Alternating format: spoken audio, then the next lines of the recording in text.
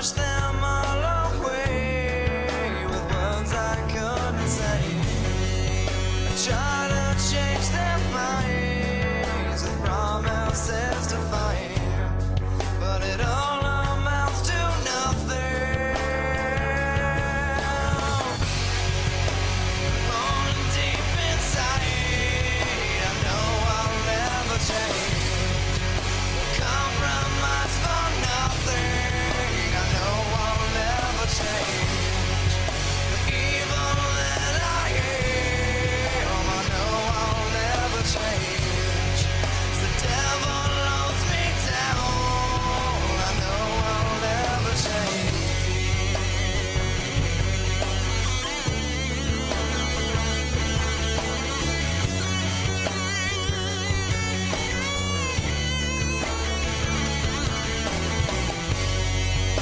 Bones are growing cold, I feel them shaking, never knowing who I really am.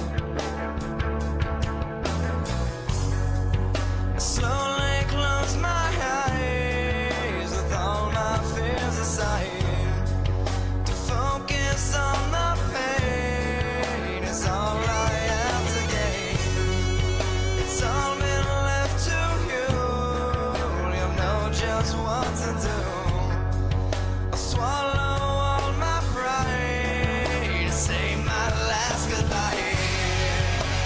Falling deep inside, I know I'll never change. Compromise for nothing, I know I'll never change. The evil that I am, I know I'll never change. The devil holds me down, I know I'll never change. I know I'll never change. I know I'll never change.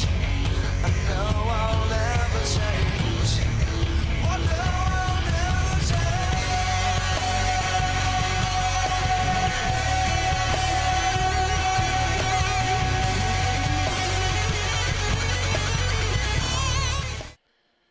Okay. So, we'll see how far we get through this today. I think I'm gonna be busy today. So we will go until basically until I get a call, more or less, that tells me that I need to leave. I'm hoping to get through 3 to 4 hours. Any more than that is welcome, but we'll see. Okay.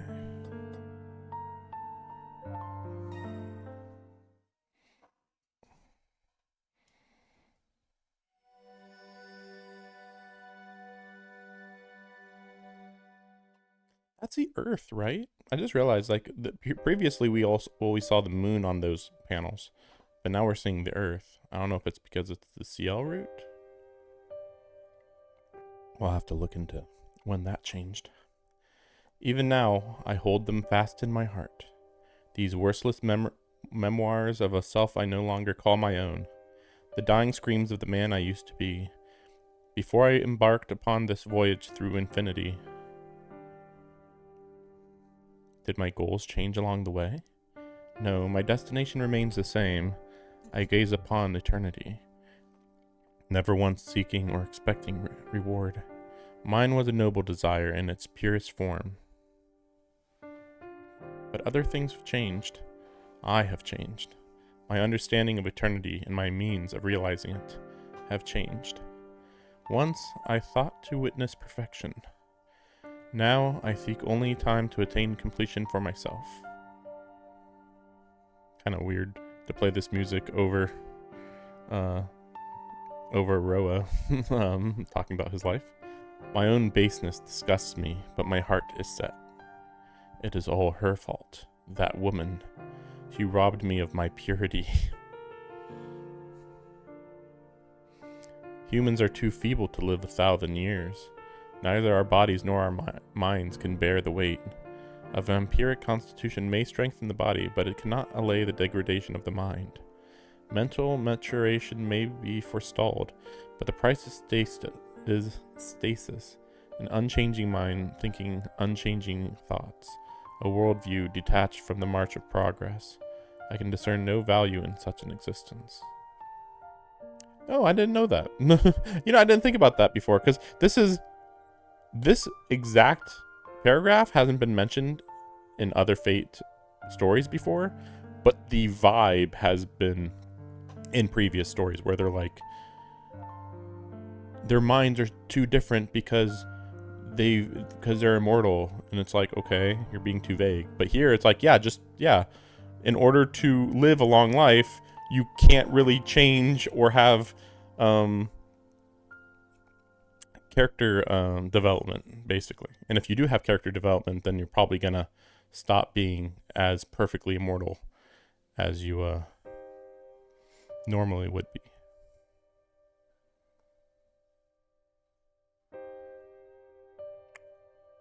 Nope, I am good. Wait a second.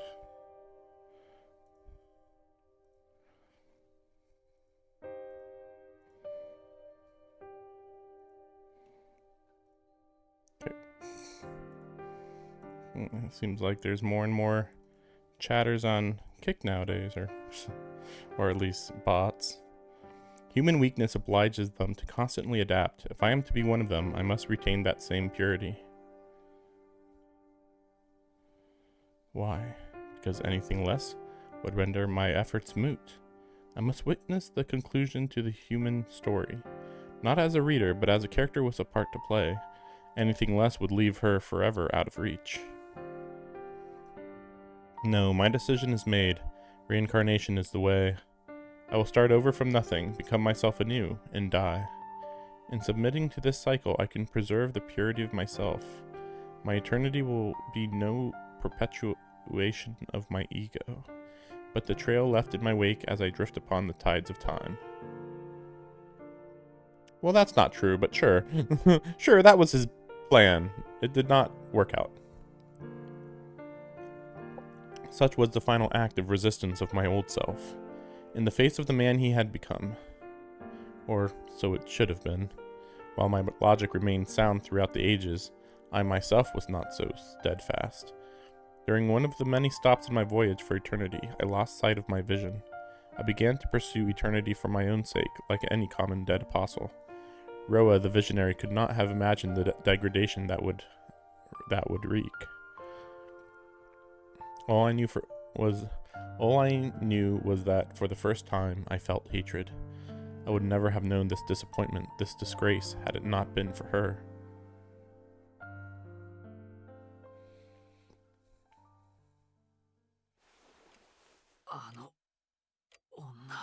I feel as though I'm being hoisted up from the ocean. I awaken to eyeball-popping pressure, and a voice uncompromising like an immovable boulder.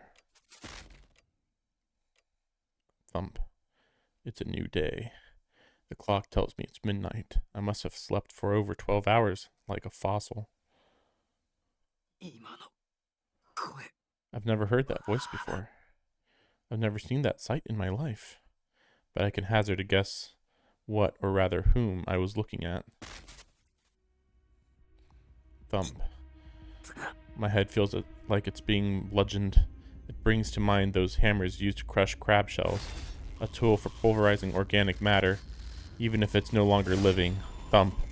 Picturing someone merrily cracking open crabs, I can't help but think that out of all the world's predators, humans surely enjoy the most luxury.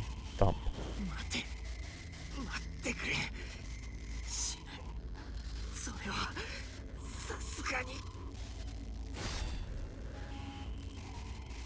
This pain is going to crush the life out of me before Roa can even take over. Why is he throwing such a tantrum? He needs this body intact as much as I do, if he wants to inhabit it. All he'll accomplish by turning my skull to pulp is killing us both. Is his hatred for her strong enough to blind him?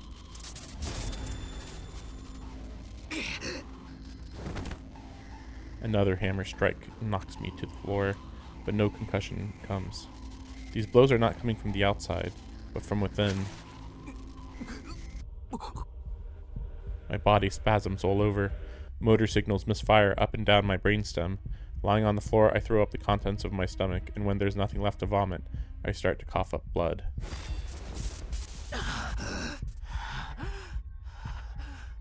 Cut it out, or my head's gonna split apart. I can feel my skull cracking. My limbs twitch violently, like a dog with an electrode jammed into its brain. I can't feel my skull anymore. It's like the top of my head has been sawed off, exposing my brain to the open air. But even then, my headache won't go away.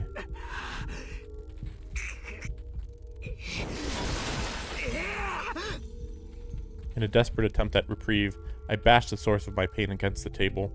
Fortunately, the table is made of glass, so it shatters rather than my cranium. Not that it would have made a difference if it were solid wood. What I just used for a hammer is the hardest part of the human body.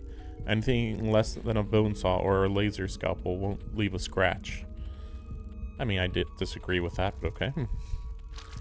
Especially since he has inhuman vampire strength. Blood trickles down from my forehead. I don't feel a thing, of course. Not when the mallet bludgeoning my head is 1,000 times worth. I can't take this much longer. But I can't let myself pass out. How many minutes, how many seconds are passing between the flashes of pain?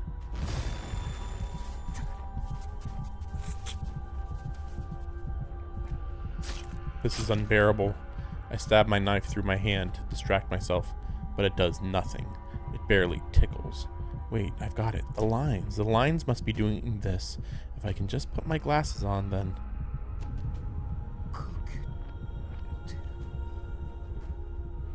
I already figured that was the case. But what is the logic on this? No, don't laugh. If I start laughing, I'll never stop. Oh, but how can I not? This is a riot. I'm totally screwed. Ciel hasn't come back yet. It hasn't even been 10 minutes since I woke up. Is this happening because it's nighttime? There's still over 6 hours until dawn. The thought alone almost drives me crazy.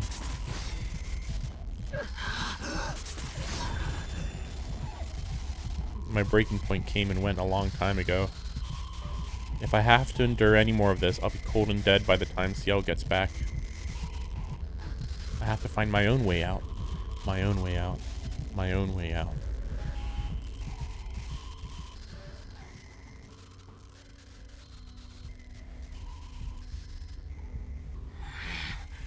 The solution is obvious. Only one factor could be causing this.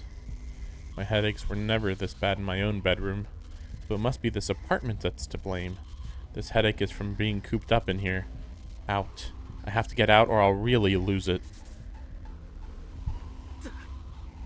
But technically, like, as bad as it hurts, you know, okay, if you leave, then you're just gonna get taken over, is my assumption. Someone warned me against doing this very thing. I'm aware of the danger. Maybe this headache is trying to lure me into a trap. Maybe it isn't. Either way, once I'm outside, I'll have nowhere left to go. But outside is still away from here. If I leave, I can buy myself a few more hours. Nope. If I stay, I won't even have that long.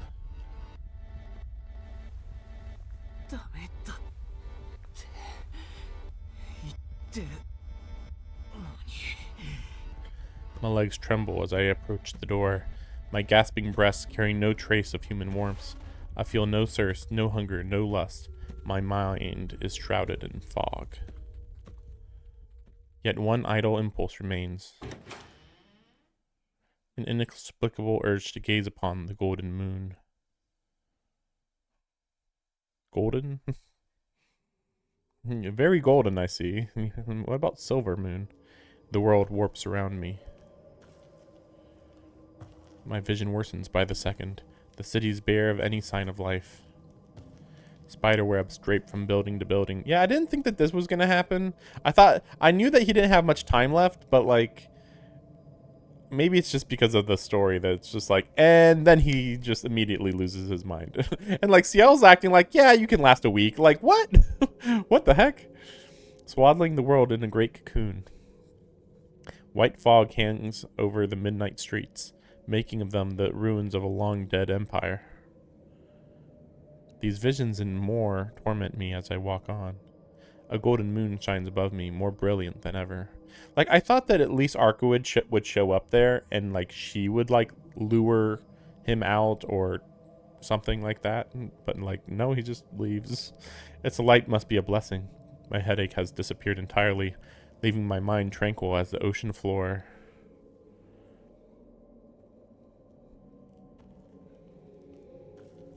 And so I arrive at my destination, as though drawn by fate. Fate! Or perhaps compelled. Not that it matters one way or another. The stone plaza shimmers silver in the moonlight. In a world where all is an uncertain haze, all I can make out is her beautiful shadow.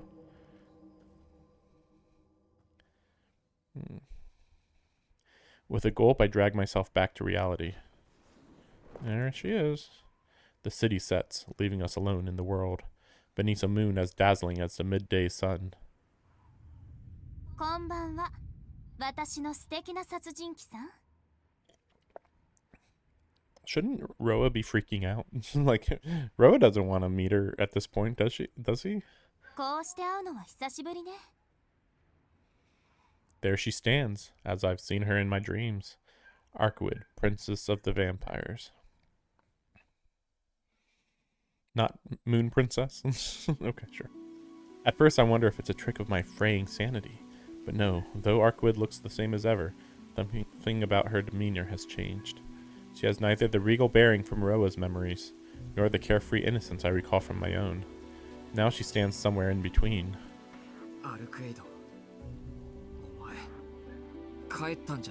Why did he assume this? Like, well, you were done here, so I thought you left. Like, really? Really? That's what you thought? Stupid. あら、どうしてそう思うの？ Yeah, right. 私、自分からこの町を去ると告げたかしら。 She smiles knowingly. Her manner is both beautiful and terrifying. She is at once a graceful maiden plucking flower petals, and a cruel child ripping out a butterfly's wings. Even now, my first instinct is to run to her and pick up where we left off. I never meant to fall out with her, especially not to the point that we'd stopped speaking. Yet something tells me to keep my distance. I mean, isn't it just Roa? All my senses are screaming at me in alarm. The only reason she's still here is to find Roa. Ergo, if she learns that I'm Roa's host, she'll have every reason to want to kill me. I mean, why would you think that she doesn't already know that you're Roa's host? I mean, she can sense Roa. ロアはもう死んだって言ったのはお前だろ。死者の後始末だって先輩がやってくれるんだし、お前がこの町に残る理由はもうないんじゃないか。 I keep my tone flat, trying to hide my fear. I'm only repeating what she's said to me before. Surely she'll be convinced by her own words. ええ、棺にいたロアが殺したわ。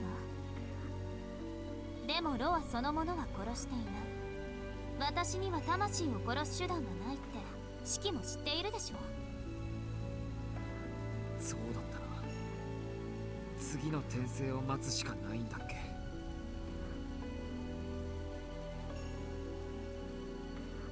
その事情が変わったの。運がいいことに10年以上も待つ必要はなくなった。だってロアは依然私の目の前にいるんだもの。 Silence falls. Arkwood's crimson eyes turn savagely on me. She's got mystic eyes too. We'll see if she uses them. My lungs freeze, goosebumps ripple across my skin. Before such a deeply alien presence, my reality starts to unravel. I can't breathe. My throat is paralyzed. Every last instinct screams that if I move so much as a muscle, my head will roll. While I was still human, I had the luxury of ignorance, but not anymore. My vampiric senses leave me in no doubt of the danger I'm in. I can't beat her. I can't even flee. We may both be vampires, but that's where the similarities end. I might as well be an ant trying to take down an elephant. I mean, you're not really both vampires. I don't like when they're implying that a dead apostle and a true ancestor is the same thing. Like, they're not similar really in any way, as far as I'm aware. They should not act as if there's a similarity at all. バカな式。あんな女に肩入れしなければそんな目に遭わなかったのにね。 For whatever reason, she doesn't move for now. Is it because she knows she could dispatch me at any time? No, she's waiting, watching me for something. Watching me for something? Waiting on me for something. Makes more sense. そんな目ってなんだよ。毎日充実してるぞ、俺。物は言いようね。信じた人間に殺されかけたり、吸血鬼になった女に殺されかけたりしたのが充実。 Confidant and teacher both tried to kill you. Who's she talking about? そんなことでいいのなら、 Oh, 私 right. も混ざればよかったかな。 Right, I forgot that her confidant would be Ciel in this case, and her teacher is Noelle. I mean, I don't really view Noelle as her teacher. Noelle never taught him anything, but sure, right. 私を裏切った式のためにもっと残酷な遊びを考えてあげたのに。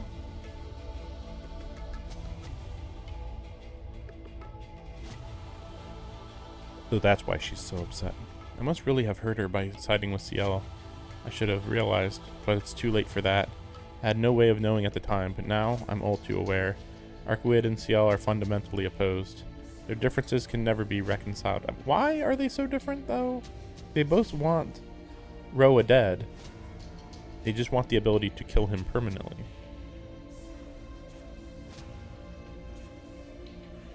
I mean, you could act like, well, Arcuid isn't trying to kill human, or isn't trying to actively avoid human death, and Ciel's trying to protect human life. Maybe. まあいいわ。シエルの話はしないであげる。今はもっと聞きたいことがあるんだし。それでどうなのシキ？自分の中にロアがいる感想は。あの時みたいに。やっぱり私を殺したくてたまらない。 I am thrown into a momentary freefall. For all I know, the world really did just shudder. With the smile of a girl picking a flower from the heavens, she rounds on me with indescribable hostility.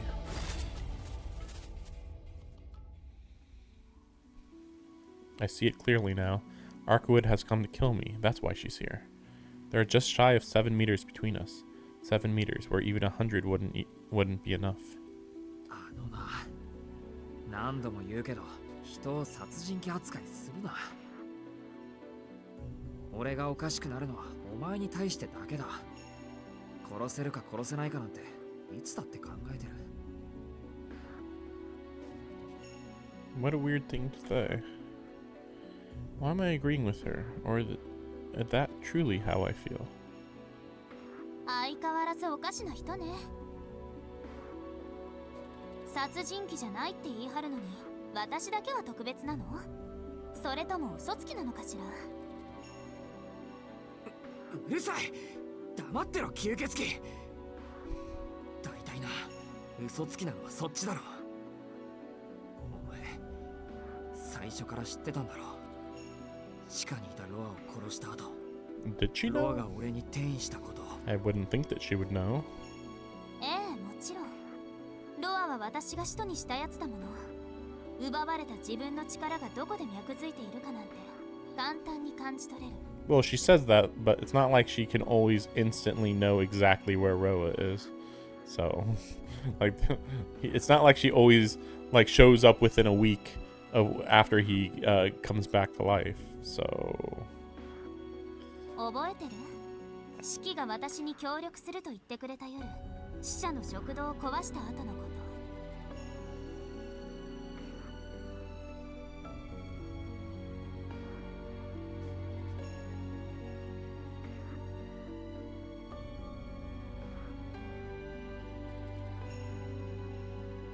I Right. Actually, that was when my headache started. Roa must have reacted badly to me opening up to Arkwood. そうかよ。じゃああれか。死者狩りはもののついでで、本命は俺の監視だったのか。ああ、そっか。そういうことになるのね、式から見ると。観察って意味じゃ合ってるから、それでいいか。いろいろな意味であなたは希少だったから。ドアはここに来て法則を変えた。次の時代に移るのではなく、この時代にとどまって永続しようとした。Oh, is that the logic? Wait, I don't know if that's true though. It's not as if his current personality is inside of Shiki right now. I mean, maybe though. Maybe, yeah, maybe. It's hard to tell.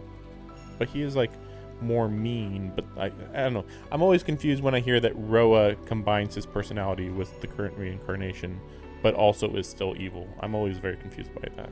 Because by the way they explained it, it almost sounds as if Roa doesn't even matter. It's almost like he's more like a disease that infects somebody's soul and turns them into a vampire, and that's it. That's it. Like, he turns them evil, but not necessarily because it's Roa, just because the vampiric nature is Roa now. But I don't know if that's really true, because he has plenty of personality. So like I'm mixed between, is he fully Roa or is he fully the new person? Because the new person shouldn't have any connection to Arkwood, and Roa should have all the connection to Arkwood. But they're saying it's a combination, I guess. But yeah, that's why you shouldn't think too much about it, I suppose. 今まで何回も繰り返してきたパターンを放棄したのよ。それが罠かどうか見極める時間も欲しかった。Her crimson eyes are unrelenting. I can feel my headache returning under their gaze. Sparks of pain bursting inside my head, a sign that Roa is stirring. 疑問はあるわ。どうしてロアはあなたに転移したのか。あなたはどうしてそんなことが可能な体なのか。でも、もう気にするのはやめることにしたの。だって、殺してしまえば結果は同じでしょ。The pain is sickening. Roa's memories rise inside my skull every time Arkwood speaks his name. Thump. Thump. Thump, thump, thump, thump, thump, thump, thump.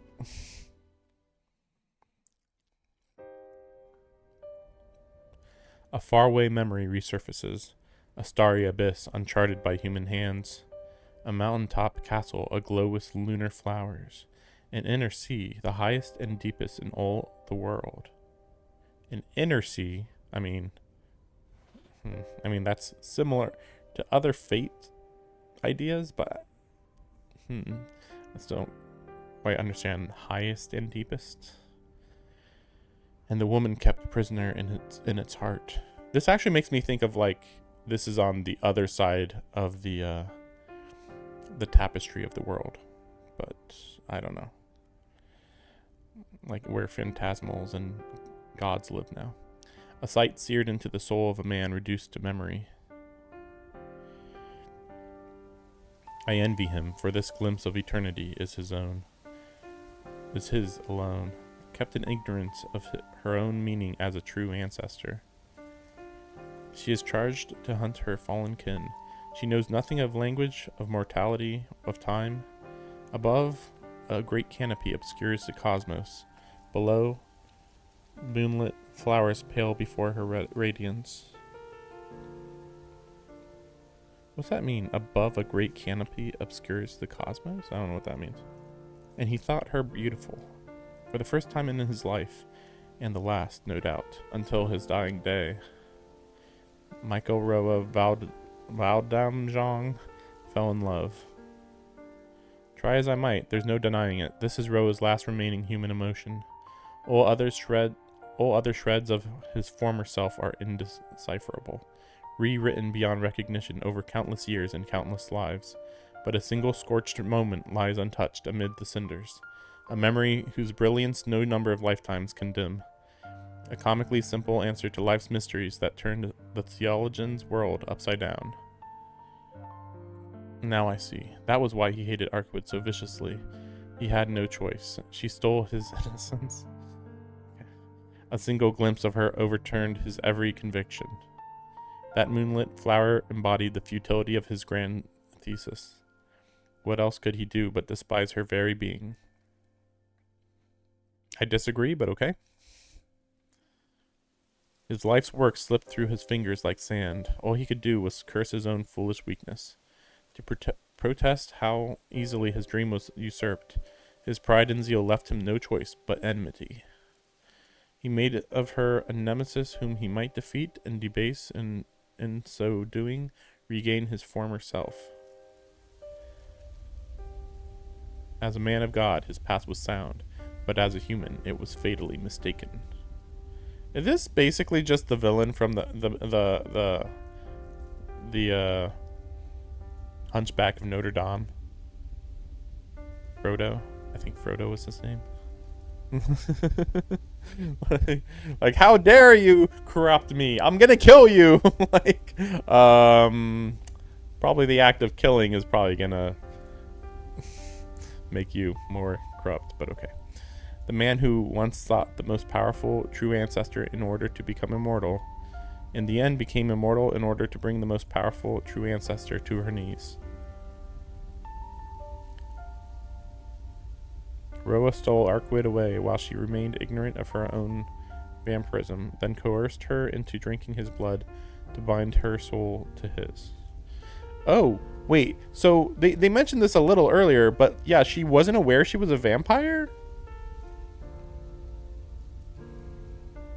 So it's like, oh, it makes sense that you could trick her when they're saying she couldn't speak, really. She didn't know basic knowledge, we'll call it.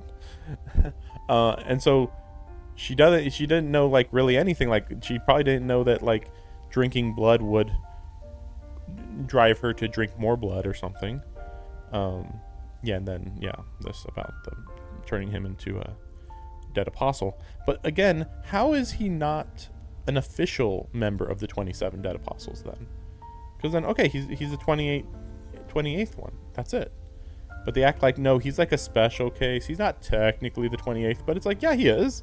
He's 100. I thought like maybe there was a more complex way that he was turned compared to other dead apostle of the 27 dead apostles, but or dead apostle ancestors.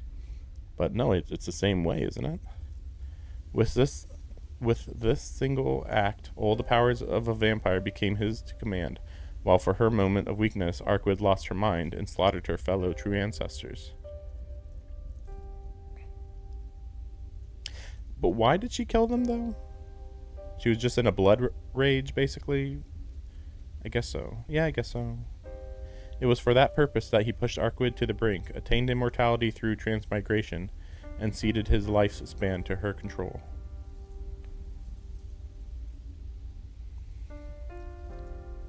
How could he have been so blind? He thought it was loathing that compelled him to wait for Arkwood lifetime after lifetime. No loathing could accomplish that. In all his years devoted to dissecting the human experience, he learned nothing of the human heart. What was it that he felt for her so strongly that it drove him to alter his course? It may resemble hatred, but hatred could never beget such faith. Above all else, Roa had faith in Arkwood, faith that she would follow him, deny him, and kill him, time after time, and so lead him to eternity. He knew that destination was a fantasy, yet embarked upon his voyage nonetheless. And so he forged onwards into infinity. He cast his soul adrift on the tides of time, knowing its journey would outlast the man who began it. Such is the ending Michael Roa Valdemanjong chose. A little end for a little man who never learned that what drove him was called love.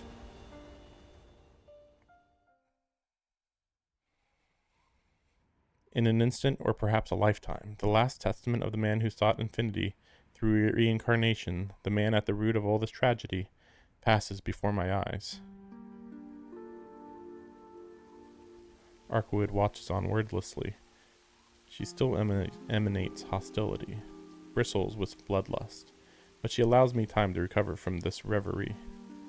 For a brief moment, the idea that this all might be some kind of sick joke crosses my mind. 余裕ね。考える時間をあげたのに、そんな無駄なことに使うなんて。逃げる算段はしないの？それともとっくに観念して、私に首を差し出すつもりなの？シキ。She's not trying to kill him though, right? I mean, I still thought that I still think that she's trying to do something more than just, yeah, I'm just gonna kill you and that's it. Like, really? Is that simple? I'm still not sure why she's so driven to kill Roa. Like, from a base form of revenge makes sense, but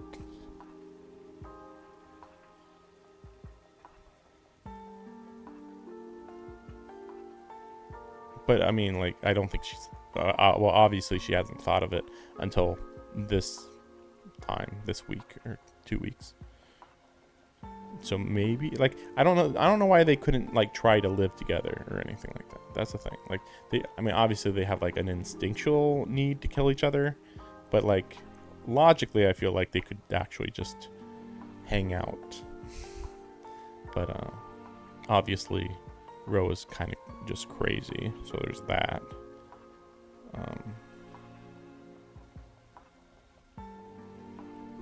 And she's got nothing else to do in her life, too. Yeah, there's no way I'm lucky enough for it to be that easy.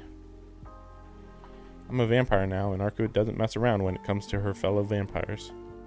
どっちもありえない話だ。俺はロアなんてやつには負けない。吸血鬼にもならない。明日になればきっと。Why just until tomorrow? I'm sure Ciel will come back with an answer. I thought she said that she'd be back if she'd be gone for a week. Or is it that she went to the local branch and that would take a day?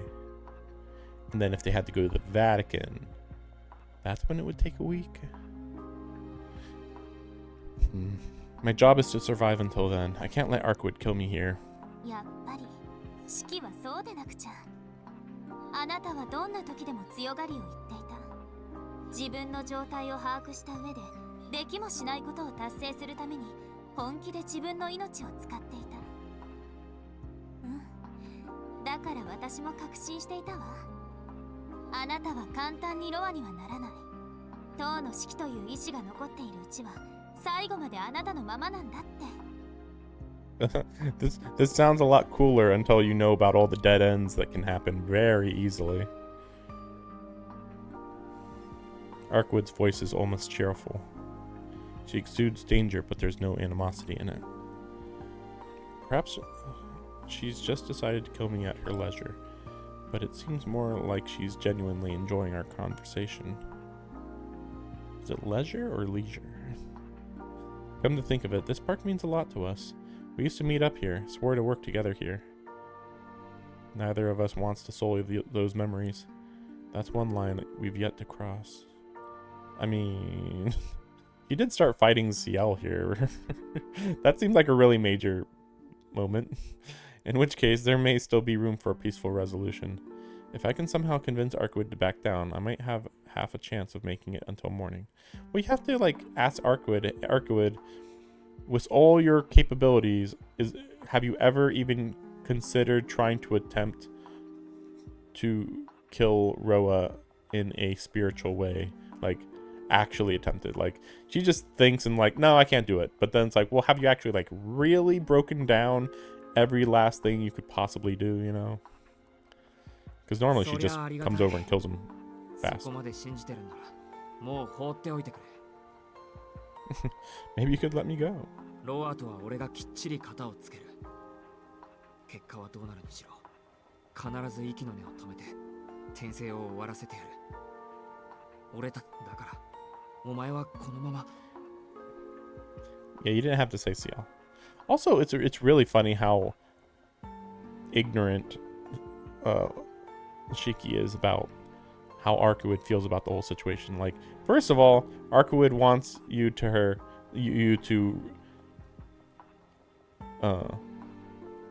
be dependent on her, and also she hates Ciel, so that's already like 2 problems with this sentence. But yeah, like, just don't get involved. 帰れっていうのなら聞かないわ。式が当てにしているのは教会の連中でしょ。あいつらにロアを封印されるのはお断りよ。She wants to regain the power that he took. So that's why she doesn't want him to be sealed away. But she doesn't know. It's weird. She's like, I need to get my power back from him. But she also has absolutely no idea how to do that. So it's very weird. But obviously, if any of the other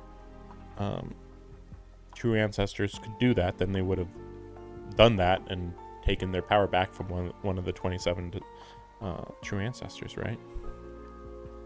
ロアを処分するのは自分の力を取り戻すためでもある。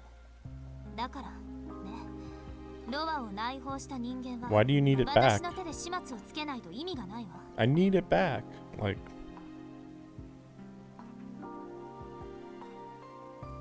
バカ、それだって意味がないぞ。ロアの転生体を殺したところで奴は生き続ける。お前が奴に与えちまった血だって I don't 戻ら think ない。 it's the blood. 私が与えた血が何？ Yeah, he stole it. Or technically tricked her into giving it. My words stopped dead in my throat. Every muscle in my body tenses. It's like my consciousness has been forcibly ejected from my body and wrested out of my control. Death just breezed down my neck. I came very close to pressing Arkwid's berserk button. ロアに取られた力だって戻らないだろう。 I wish that she would go in more detail about what happened. I mean, I get it, but でも封印と転生は別よ。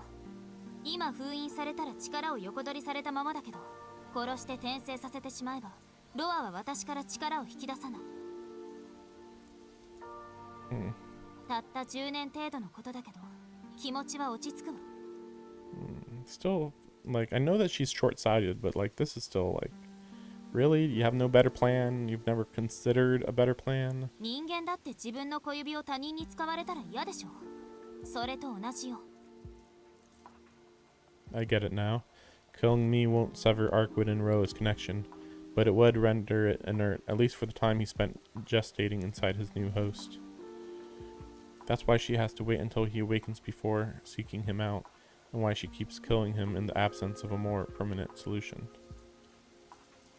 Yeah, but it's not like she's gone to search for a more permanent solution. There's been no indication that she's like, ooh, I go and try to talk to a whole bunch of mages or other vampires to see if they have some way to kill souls or whatever, to absorb power from souls. Like, no, she doesn't do that. It's clear. She literally 0 IQ. Go, kill, killed. Okay, back to sleep. Okay, go, kill. Okay, back to sleep. That's it. That's all she does for the last 800 years, apparently. And I am no exception. Every moment she leaves Roa's host alive is another moment Roa can use her powers as his own. Killing them won't solve the root of the problem, but it's better than allowing Roa free reign. そうかよ。それじゃどうしても。 I'm a dead man walking. でもね、シキ。あなたの中にいるロアの波動は弱々しいわ。きっとあいつは胎児から始めないと、その人間になり変われない。Oh, that's true. That's true. So yeah, normally he would have been taken over instantly, but well, yeah. But yeah, since he's so much older, there's a lot better way to like fight back. Interesting. 私に転生体を潰されて、なんとかあなたの中に転移したのはいいけど、それが限界。ロアとあなたは意識こそ溶け合うものの、完全に上書きされ I る mean, ことは he normally fuses his mind with the fetus anyway, I thought. Or soul, or whatever. 完全には上書きされない。アルクエイド、それって。ええ、ロアの純度はますます下がるでしょう。それなら殺すまでもない。私はロアに奪われた力が私の下で動けばそれでいいんだから。 It'll be enough to take the power he stole back under my control. What if she just like sucks his blood? You would think that would kind of be enough. Like maybe not enough to like suck his blood enough to kill him, but suck his blood just enough to like take his power. I don't know if they can do that in this universe.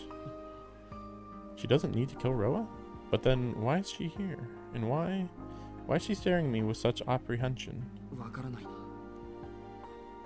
何が言いたいんだ、アルク。あなたに私のしもべになれと言ってい Yeah, るの。 okay. Like become a vampire. If you become a vampire under me, then you will basically overtake Roa's control. My brain goes blank and my lungs freeze. For once, not because she's intimidating me. It's weird though, she never even considered doing this in her own route. So that's odd. She really means it. I can feel the weight of what she's asking, hanging behind every single word. I grit my teeth, bite back the tears welling in my eyes. It's over. What's been said can't be unsaid. Any chance of reconciliation died with those words. The friendship we shared is gone, never to return. All I can do now is accept the loss. Okay. 私、本気だから。返事を聞かせて。I hear something unthinkable in her voice. She's nervous. Well, of course, because like technically this is what Roa would have wanted, for her to freely give her power to him, but of course he didn't do that.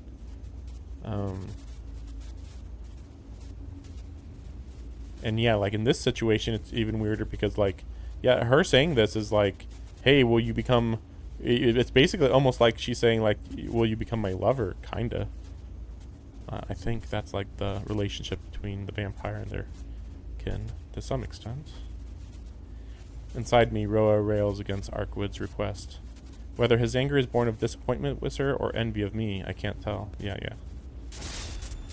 私のしもべになるのなら、ロアの侵食は Yeah, 止めてあげる。 because then it's like, because then it'd be like there's two equally powerful vampiric forces within him, within Shiki. So yeah, he could overwhelm Roa. That is interesting. However, I don't quite know what would happen to Roa in this situation. I guess he would just be trapped in Shiki's body, and Shiki would just be a vampire forever. So it's like, yeah, I'd be sharing my power with Roa technically, but I'd be sharing it with you mostly, so it's fine. You know, it's like, okay, he'd be like almost like he'd be sealed inside her, or sorry, Roa would be sealed inside Shiki, and Shiki would have her power, which she's okay with. I think. それで今までの塔の式の生活はおしまい。これからは夜の世界に生きるものになるけど、あなたのあり方は維持されるわ。そのままじゃあなたは大なり小なり自分が失われるんだから、考えるまでもないと思う。I mean, this would have been a good solution if we didn't have Ciel coming to be like, well, maybe there's another solution. Like. 簡単に言ってくれるな。どうやってロアを抑え込むって言うんだよ、お前は。あら、ロアを止められるのはあなただけよ、シキ。 Yeah, you would overpower him. けどその方法ではシキ自身も死んでしまう。だから私の方法はシキ自身を強くするだけ。あなたがロアより強い心を持てば、ロアがどう暴れようと関係ないでしょ。 Yeah. Another hammer blow strikes my head. Ro is thrashing about inside my brain. Do not let her fool you, he screams. She will turn you into her plaything. Okay, what a weird thing to say. Phew. I heave a deep breath. I don't believe Ro for a second, but right now Arkwood might be just as much of a threat. She seems unbalanced. Anything she suggests is unlikely to be reasonable by human standard. I mean, she's literally saying she's going to turn you into a vampire, but okay. She says she'll make me strong enough to resist Ro's influence, but what if that means numbing me to everything else too? Just ask her. I take off my glasses. With my other hand, I draw my knife from my pocket. I pop out the blade and raise it in front of my face. 四季。お断りだ。俺はお前のものになんかならない。What? That's weird. That's a weird thing to say. そっか。仕方ないな。なら力つくね。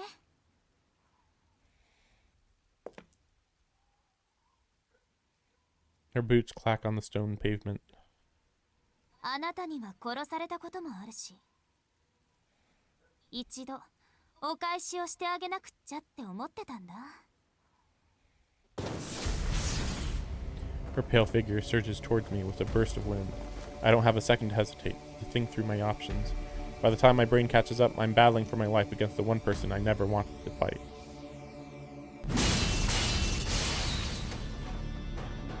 Sparks fly as my knife clashes against Arkwood's claws. Instinct is all that saved me from death, as her beautiful form surges forward beneath the golden moon. Against our weapons, again our weapons glance off each other. Our weapons? Isn't her weapons her hand? I can't even follow her movements. Again, I don't sense any lethal intent behind her blows. But she doesn't need that to tear me limb from limb. Again, my body moves of its own accord. My mind might as well be blank. I'm like a robot, mindlessly deflecting Arkwood's strikes in pursuit of my prime directive: survival.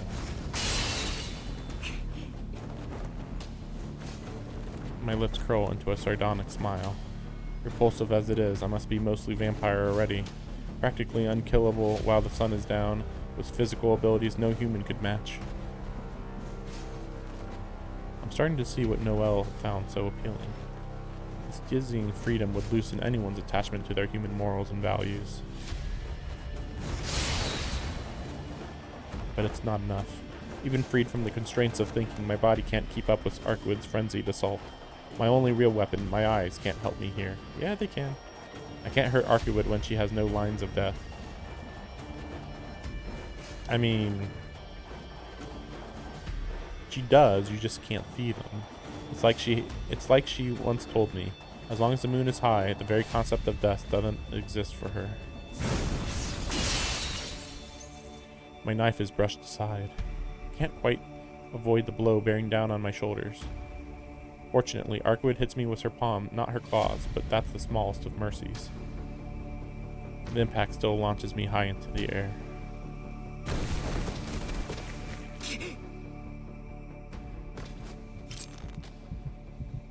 With an ungainly landing, I ready my knife once more. My back is to the wall here, but I still can't see a way out. No matter how hard I squint, I can't make out any lines of death. My throat is burning. My heart is on the verge of exploding. Only now do I realize that struck with terror by Arkwood's crimson eyes, I've been drawing shallow breaths ever since I arrived. どう？少しは目が覚めた？ By contrast, she isn't even out of breath.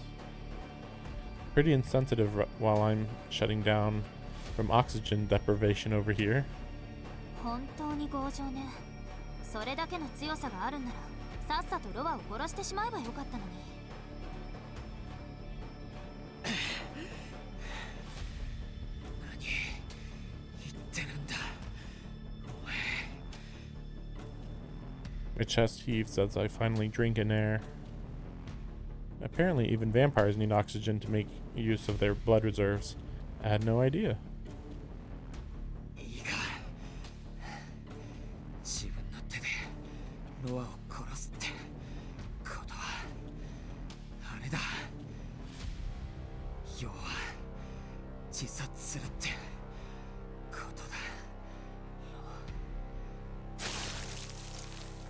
It would be like sticking a knife into my own heart. Wait, what do you mean like? It would literally be sticking a knife into your own heart. If I were to do that, Roa would probably die, and both Arcwood and Ciel would be free of his shadow. But there's no way of knowing what that would do to me. I'm not even sure if I can see my own lines of death. He's never looked at his own hand when he had the glasses off? But yeah, maybe that's going to be what happens in this route. It's like, what if I just stab my, like, next to my heart? Like, if he can if he would be capable of distinguishing between his soul and Roa's soul, then what if he just stabbed one of those and, like, yeah, he'd be on the verge of death, but, you know, Roa would be dead. Or whether I would be capable of cutting them. But more to the point, それができればとっくにやってる。死にたくないから、生き物として弱いから、俺はこんなところまで来ちまったんだろう。 I hiss with irritation as I finally catch my breath. That's strong, huh? How strong would that be? I suppose sacrificing one's own life as an act of resistance takes strengths of all sorts, regardless of the morality of it all. そんな強さは願い下げだよ。悪いけど、そう簡単にお前の思い通りには。 It's weird how he's viewing her as just a straightforward villain when it's like she's actually doing everything she can to help you. Very clearly. 呆れた。そこまで吸血鬼の体になっているのに、まだ人間の基準から抜け出せていないなんて。でもまあ、しょうがないか。人間は停止したら治らないんだもの。そう簡単に考えは変わらないわよね。 Arkwood's voice is tinged with disappointment and pity. Doesn't feel like she's trying to mock or provoke me. Rather, it sounds like she's trying to point out something important that I've missed.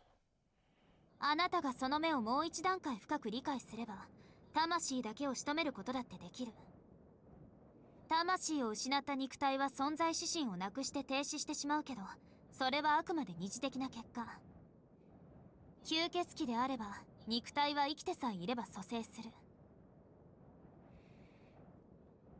あとはどちらの魂が生き残るか。一人分の死の点と二重になっている魂。 Well, that's true. If they are actually the same point, then it's just, yeah, a gamble. なら、死に絶えるのは意志が弱い方だと思わない？待て、ちょっと待って、それはどういう。ダメ、待ったげない。 Wait, why even continue fighting then? Arkwood darts forward like a thunderbolt. Even if she views this as a like a practice match or something, it's still a little. I still can't keep pace with her physically, but I've gotten a feel for her speed. Though I know it will be in vain, I lash out with my knife the instant she vanishes from sight. Its point skitters off her shapely nose. As I feared, without the lines of death, I can't even scratch her. She's tough in her own right, but it's my own weakness that's the real problem. With Vlav's physical and magical capabilities, I might have sent her reeling at least.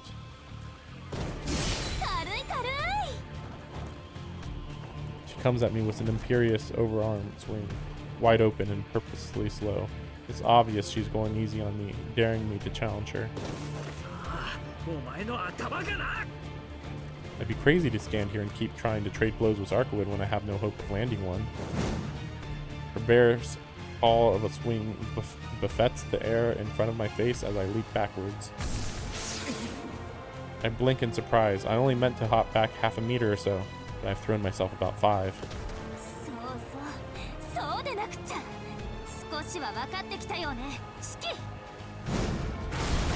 Maybe trying to awaken his vampiric powers, hidden powers, dormant powers. It was me who wasn't giving her enough credit. That clumsy swipe wasn't meant to slash, but to launch. I realized this as I noticed a visible wall of wind closing in on me. It's the same manipulation of natural forces she used to decimate the undead. A whisper in the back of my mind remarks that without any magical defenses, I'll be wrung out like a wet rag. But the warning comes too late to make a difference. The impending shockwave fills my vision. It'll catch me if I try to dodge backwards or sideways. There's only one way out. Up. As soon as the thought forms, my legs propel me into the air. I cry out in surprise. Unexpectedly high doesn't even begin to describe it. I can see the entire fountain square below me. I must have jumped at least 10 meters straight up. I thought he was going to say like 100 meters. Like, wow, I jumped 10 meters. Like, come on.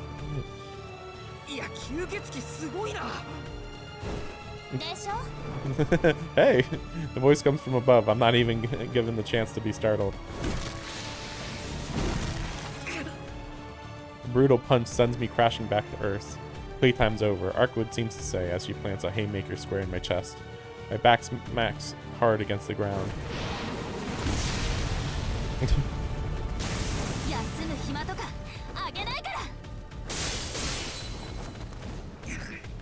Arkwood isn't even close to being done with her punching bag. She follows up with a series of even weightier blows. 1 strike, 2 strike, 3 strike, 4. By the time the fist comes around, I have nothing left to block with. Well, of course. It was stupid to expect otherwise. I couldn't fend off this dizzying flurry in 1,000 years, even without the damage I took from the fall. Despite her breezy tone, Arkwood was as earnest as I've ever seen her. That was a heartfelt request. Ever since she first showed herself, she was bracing herself for how I might respond. I misjudged my own abilities and underestimated how much this mattered to her. Against this vampire princess's naked sincerity, my half-baked cluelessness never stood a chance. The back of my head cracks against a paving stone. Arkwood's weight presses down on my shoulders. Checkmate. She's bowled me over and pinned me down before I could even react.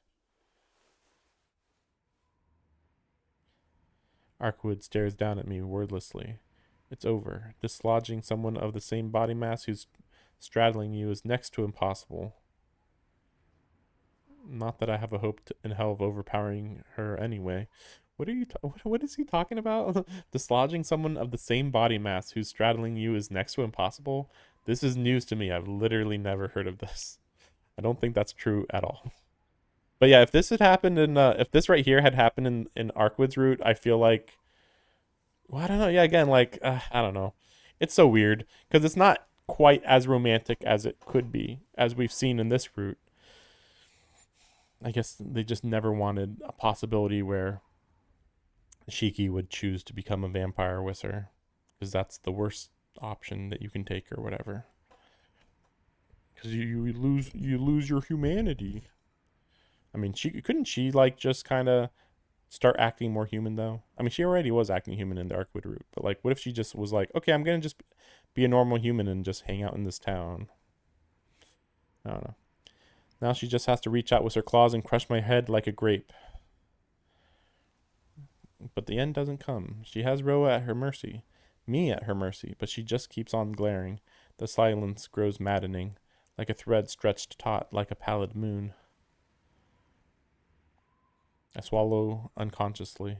She's so close. I can't tell where her breathing ends and mine begins. We're close enough to embrace, yet as far from each other as the earth and the moon.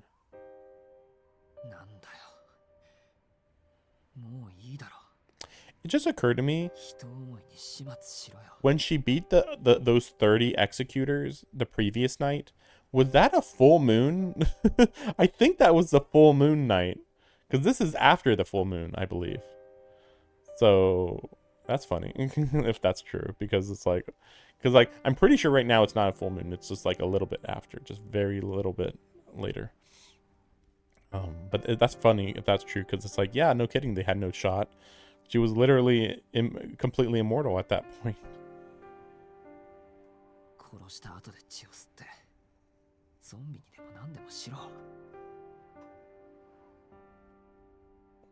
Better that than the pain of seeing her like this. Yeah, that's the weird part. I guess he just views it as, oh, if you're going to turn me into a vampire, that means you're going to turn me into a zombie. Not you're going to turn me into an undead apostle.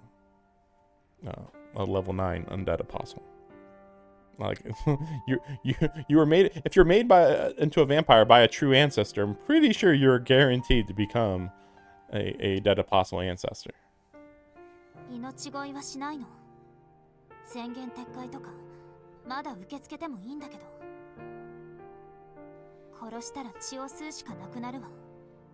あなたが自分から私と契約するのなら血のやり取りなんてしなくて済む。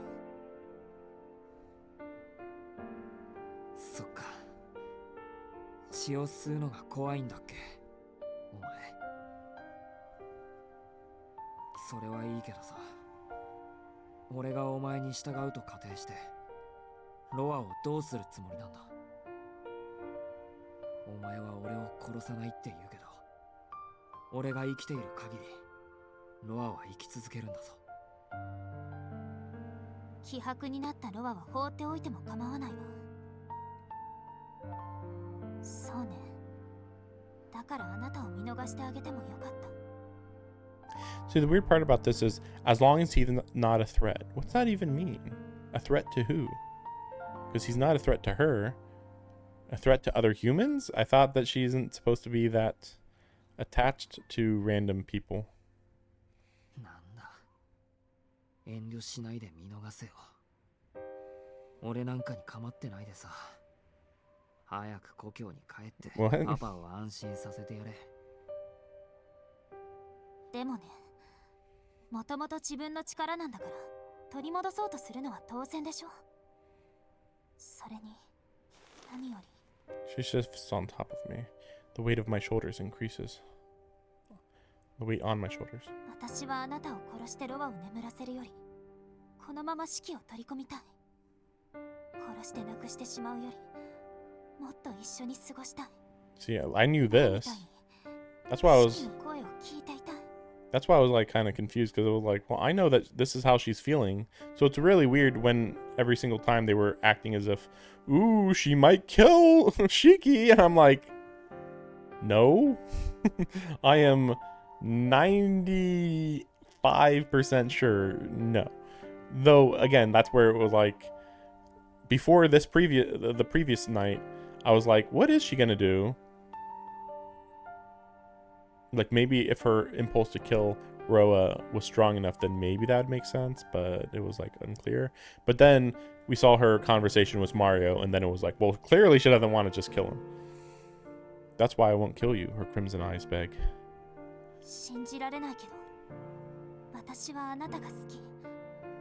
大好き。だから助けてあげる。血も吸わないし、死期の嫌がることは決してしない。Just do what I say, her crimson eyes plead. There's no question that these are her true feelings. Arkwood wouldn't lie. Pretty sure he's already said that. Well, I don't know.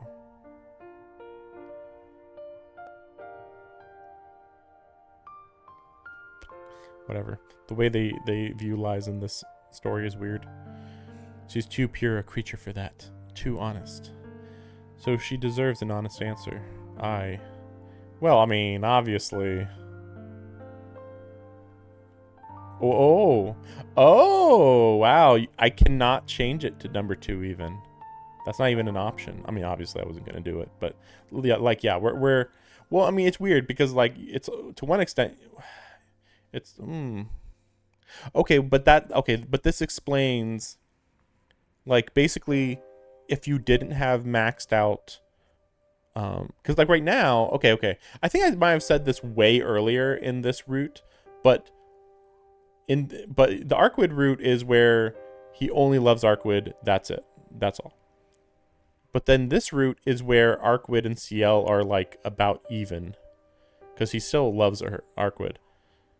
But the true Ciel route, I guess, is when you have gotten to the point of liking Ciel more than Arkwood. And so you wouldn't leave Ciel in this case by becoming a vampire.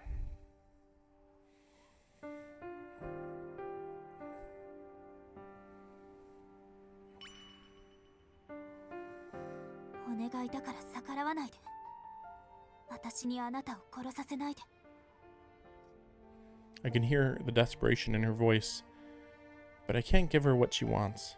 My place isn't with Arkwood anymore, not because the rules of human society forbid it, but because my heart won't allow it. I am fundamentally incapable of understanding people. Okay? I'm just some wretch trapped between life and death, hovering over this threshold until I finally cross it. And yet, she came to me, praising how hard I'd tried, showing me I had a purpose. Although I can hardly believe it myself, I've found someone I care for more than my own life.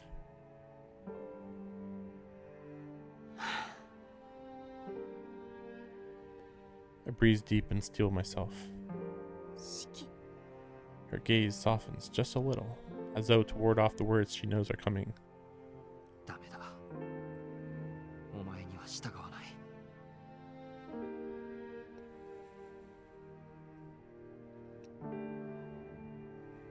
I never imagined her perfect eyes could look so stricken with pain. If I were a good enough liar to deceive myself, I might have been able to spare her feelings. But even then, no, even then. どうして四季がこんなに好きなのにダメなの？当たり前だろう。今のお前はロアと同じだ。 To me, the woman in whom I thought eternity was the woman whom I met in a back alley, the woman who smiled for her irredeemable murderer. だから吸血鬼には従わない。 I don't know why they keep like addressing I won't serve a vampire. Just say I won't be turned into a vampire. Like, what do you mean serve? Like, couldn't she just make it so that you have your own autonomy when she would turn you into a vampire? To conflate this Arkwood with that woman would insult her memory, and I will not do that. I'll lash out with my knife in a futile attack of resistance. The slash lacks serious intent, if not conviction, but that's not what stops it dead at her neck. I physically can't cut her skin. やめて。なんで？なんで？ Her beautiful features contort with misery. My answer must have wounded her beyond measure. 違うもの。違うから。やめて。取り消して。あいつと同じなんかじゃない。いくら好きでもそんな言葉。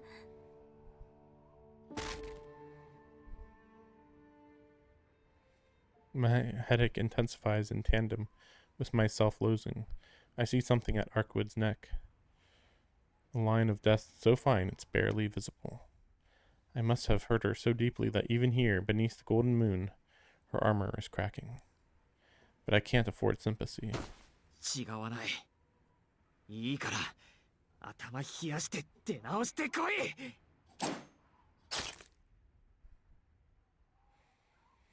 Yeah, it's not going to be good. And I take advantage of her distress to cut the line across her throat. Yeah, she's not gonna let you get away with that. Suddenly, I'm free. Arkwood slumps on top of me, unmoving. Cutting her line of death must have incapacitated her. I extract myself from her pale embrace and back away while I still can. With her weight off of me, I can finally breathe. My shoulders heave as I try to calm my hammering heart. I'm unhurt, but I've only bought seconds at best. Knowing Arkwood's regenerative abilities, she'll get back up and come at me any second. Arkwood's arms splay wide beneath her own weight. She collapses face first onto the stone pavement, looking for all the world like she's sleeping.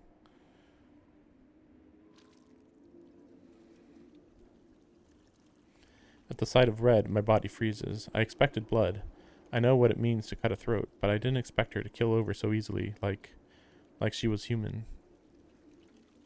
I mean, you literally cut her head off. She doesn't move. Slowly but steadily, the pool of blood grows wider. It seeps into her clothing, staining her ethereal white and gruesome red. No, I couldn't have killed her. Could I?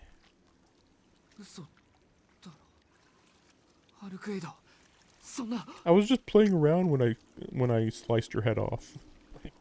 Okay. repressing my instinct to run away. I take a step closer, and my breath catches.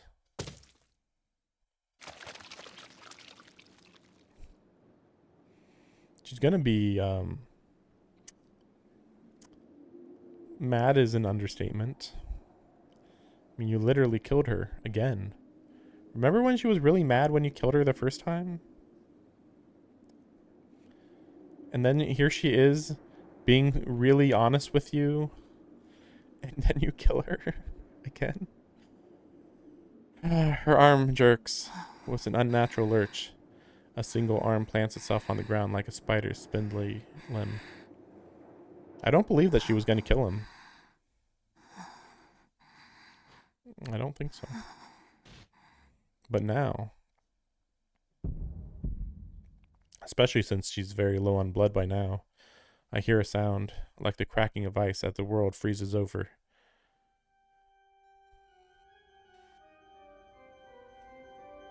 Good job, Shiki.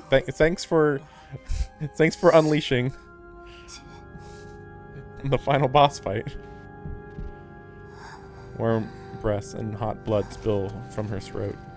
Her arm trembles as she forces herself up. I assume this is the true ending.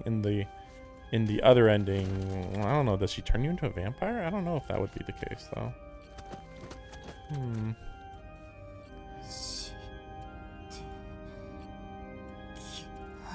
Scarlet pours over the ground in a ceaseless torrent. Her body silently peels itself off the slick stone.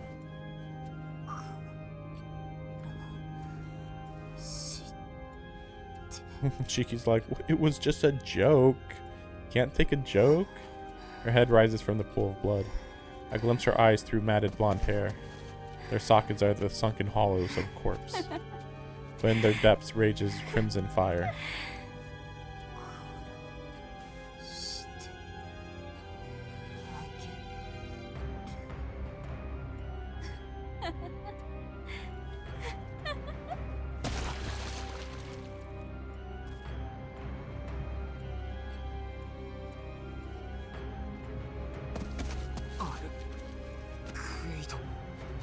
Her eyes stare wildly at nothing.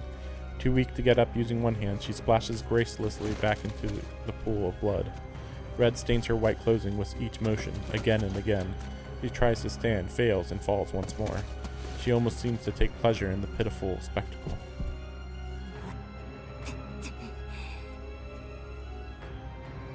I can't move. Arkwood's voice, her person, her will flood unstoppably into my mind. The torrent seizes my frail ego, swamps it, and drowns it. The world spins round and round. As I struggle against the vortex, her thoughts surge into my brain. Never have I suffered such pain. Never have I felt such hatred. Ah, how delightful. To unleash this urge burgeoning within me would bring pleasure beyond imagination. It might break you. No, it'll shatter you. The sweet tragedy would tear a hole in my chest, never to heal. I know. I'll dash you to pieces. Shell and yoke, so nothing remains. I will permit you no escape.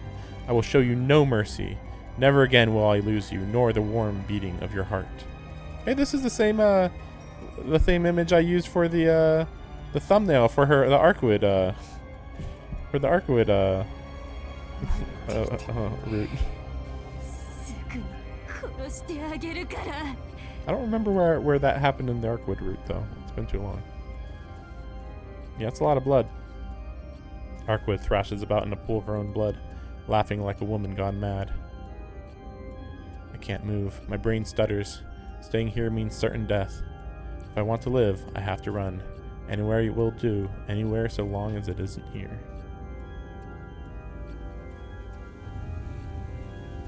But my legs are frozen stiff. What's worse, I know why. It's the fault of my own realism, my own ingrained rationality. I'm as good as dead no matter where I go. My body instinctively knows that flight, the last refuge of the weak, won't save me. Yeah, why did you even attack her in the first place? Like, what the heck, man? The vampire rises jerkily from the pool of blood. I watch helplessly through glazed eyes. The image of a tomato sitting on a plate comes to mind. That's what I must be in her eyes. Ripe, appetizing, powerless to defend myself.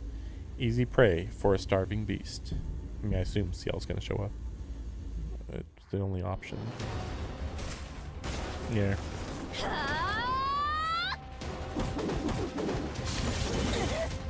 A barrage of shooting stars lights up the night. Countless black keys, bane of vampires for centuries, impel Arcwood's defenseless body.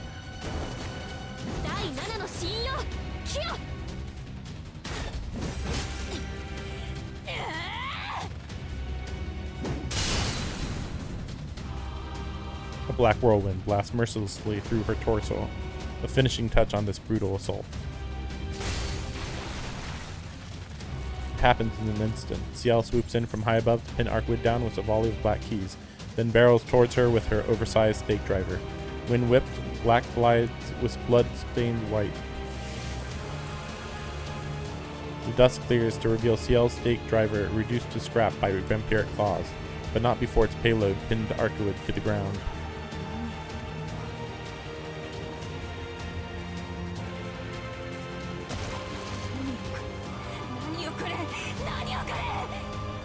Again, she thrashes in a pool of her own blood, but this time I sense panic. She claws at the stake lodged in her chest, but her hands, slick with gore, slide off ineffectually. It does not look like it's in her chest, by the way. It looks like it's in her stomach, but okay. Or perhaps there's something special about that stake that can keep Arcwood subdued.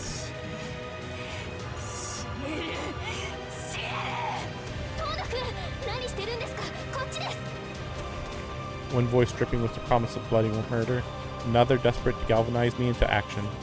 Together they break me free from Terra's grasp. Senpai!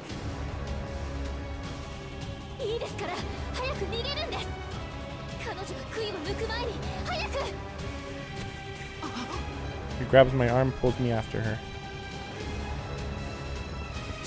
Senpai! どうして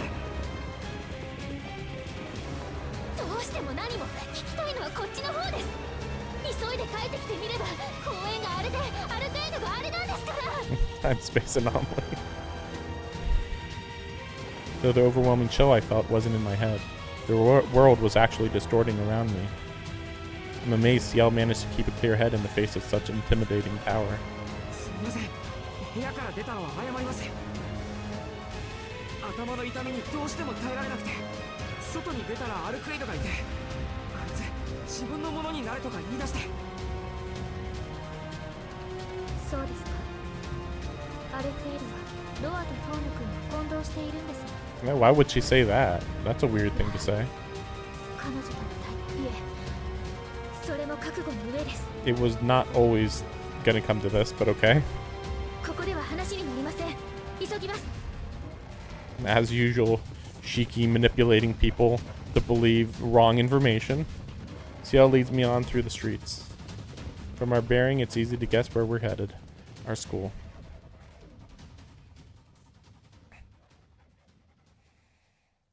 I feel like this would just get Arcwood to just kill indiscriminately, but alright. The sports field is deathly silent. Wait, shouldn't Ciel be going to get into her full most powerful weaponry and armor right now? The sports field is deathly silent. At this late hour, the school feels like an abandoned prayer hall, isolated from the urban noise. Neither Arcwood's blood-stained hellscape nor the white cocoon blanketing the city can intrude upon this sacred ground. Not yet, at least. 落ち着きましたか、トーノ君。背中を打っているようですが、怪我は？ありません。さっきまでは痛んでいましたけど。My transformation must be progressing. Arcwood crushed my shoulder blade when she pushed me to the ground, but it's already healed, or rather, regenerated. それより先輩、アルクエイドから離れたいのはわかるけど、どうして学校に？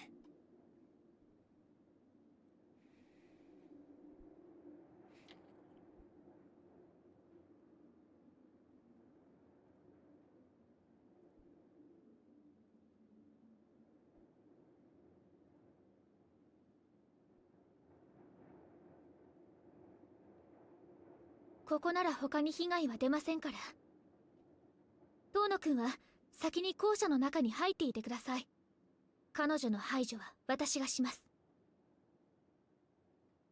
Those words send me into shock. No, I'm lying to myself. I knew this was coming. I just didn't want to think about it. 先輩はアルクエイドと戦うんですか？ Wait a second. I'm gonna increase the sound of their voices.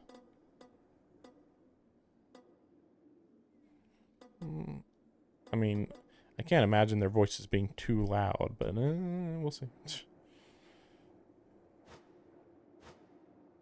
それ以外に選択肢はないでしょう。彼女の方からこちらにやってくるんですから。今代のロア。いえ、他ならぬあなたを殺すために。I almost object, but bite my tongue. She's right. My mind turns back to what I've seen tonight. The creature Arkwood has become cares only about killing me. No, what are you talking about? Like, what the heck are you even talking about right now, man? She only cares about murder now. Like, huh? That's what you got from this interaction? Really? Any hope of talking her down died back in the park. Yeah. Any hope of talking her down died when you fucking cut her throat. Freaking idiot. もう時間はありません。今、アルクエイドが杭を外しましたから。Yeah, I'm like really trying to think like what would have happened if he hadn't cut her throat, and I don't know. I think the writer wrote himself into a corner because he was like, well, there's no way Arkwood's gonna kill him. There just was no way she was gonna kill him. She made it very, very clear. And yeah, it's like, but what if he stabs her throat? Like, well, yeah, that sounds like one way to have a climactic ending for a route. Because if that hadn't happened, then... Well, maybe it would have been more likely that Arkwood just would have been, would have felt like she should at least kill Ciel, maybe? I don't know. Her hatred for Ciel's weird, because it's like, you already killed Ciel. Ciel actually has more reason to kill Arkwood than the other way around. But I guess she is like a former vessel of Roa, so it's kind of like she's Roa, yeah. 校舎に移動しましょう。遮蔽物がある方が人間には有利です。Ciel takes my arm and runs toward the school building.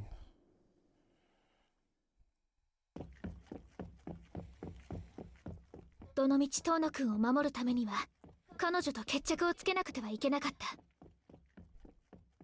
We dash together down the moonlit corridor. Ciel presses her hand to the walls as we run, engraving magical formulae on them. They are, of course, traps she's laying in preparation for her impending battle with Arkwood. 彼女が活動していると、そのしもべであるロアの意志も活性化する。遠野くんの中のロアを抑えるには、まず彼女を眠らせるか追い返す必要があった。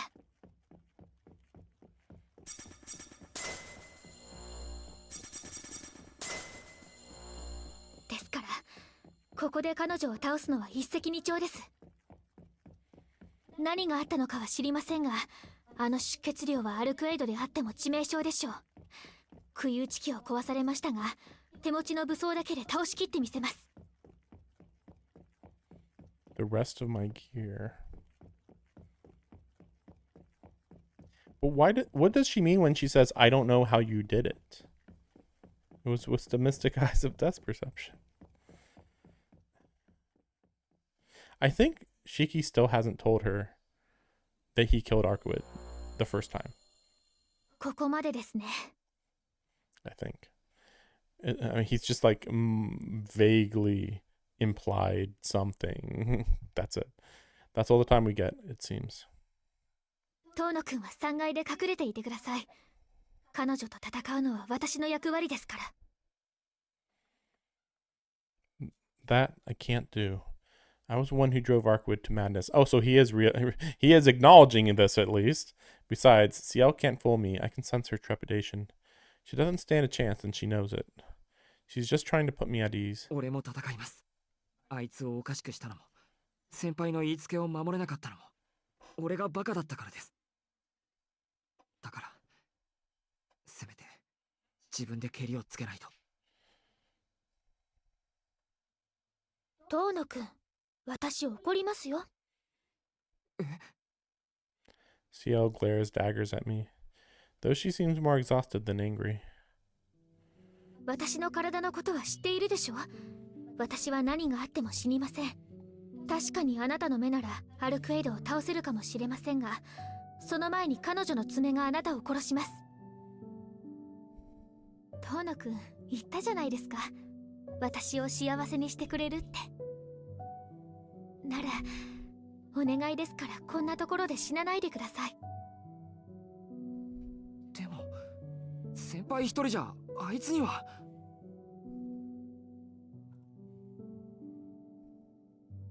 見くびらないでください。私が今まで何体の使徒を仕留めてきたと思っているんですか？ Yeah, well, she's not that apostle, but okay. Then again, yeah, she is very weakened at this point, I suppose. こと吸血鬼退治なら私の右に出る者はいないのです。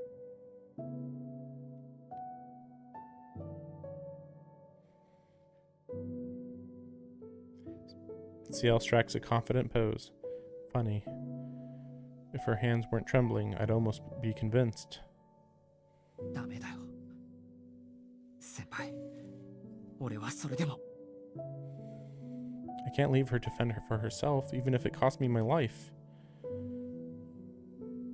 Before I can tell her as much, she presses a finger to my lips. I just realized, as usual, they're manipulating you with the music and the vibe and everything.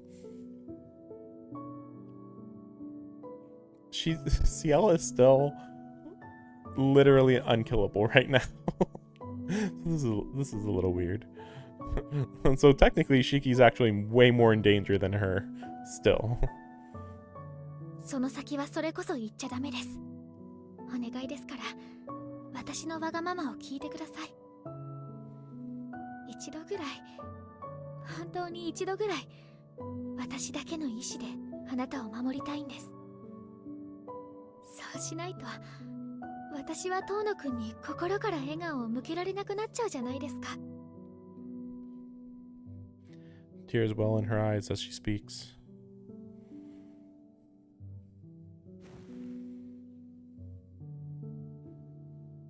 私がこんなに早く帰ってきたのはダメだったからなんです。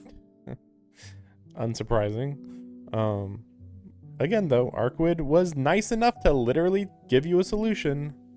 So I guess that's going to be the solution. 遠野くんを助ける手段は教会にはありません。教会にあるものはロアを利用する方針だけで、転生体を助けようとする方法なんてなかったんです。Oh, really? あなたを失わずにロアだけを殺す手段なんてどこにも。I see. If that's how it has to be, at least she tried. I should have known it would never be that easy. でもそれはシエル先輩が泣くようなことじゃない。いいえ、私がもっとしっかりしていれば、ロアを追うことばかり考えず、もっと他の道を探していれば違う可能性だってあったはずなんです。だからもう私にできることはロアの侵食を少しでも遅くすることしかできない。苦しいって遠野くんがどれだけ苦しいのか知っているのに、それでも少しでも長くそばにいてほしいって、そんな自分勝手なことばっかり考えてるんです、私は。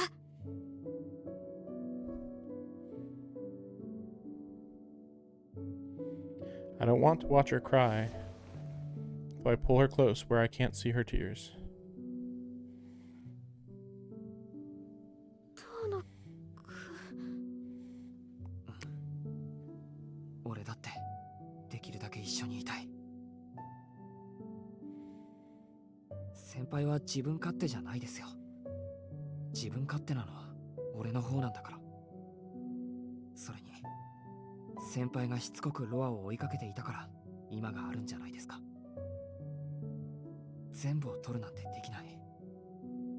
こうして先輩と一緒にいられる今の代わりにロアを消す手段を作られても嬉しくない。そんなの全然欲求不満です。でもそれじゃ。勘違いしないで。俺ロアなんかに負けるつもりはこれっぽっちもありませんから。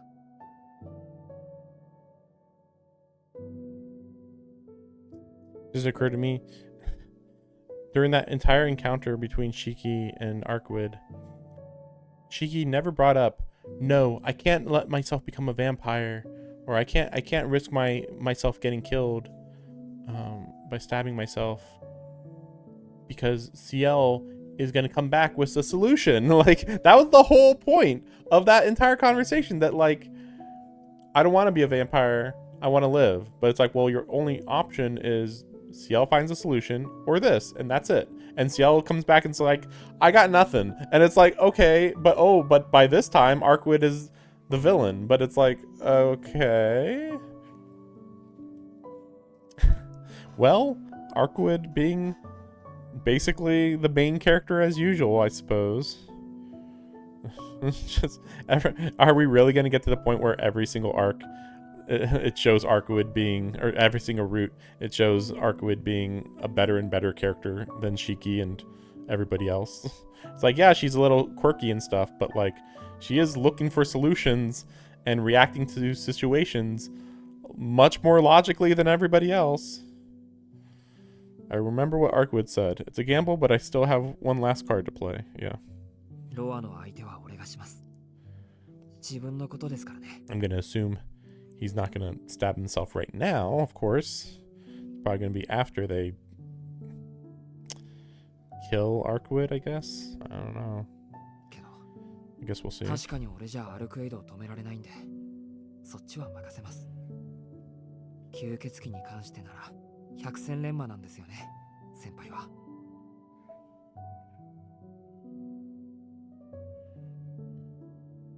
はい、ありがとうございます。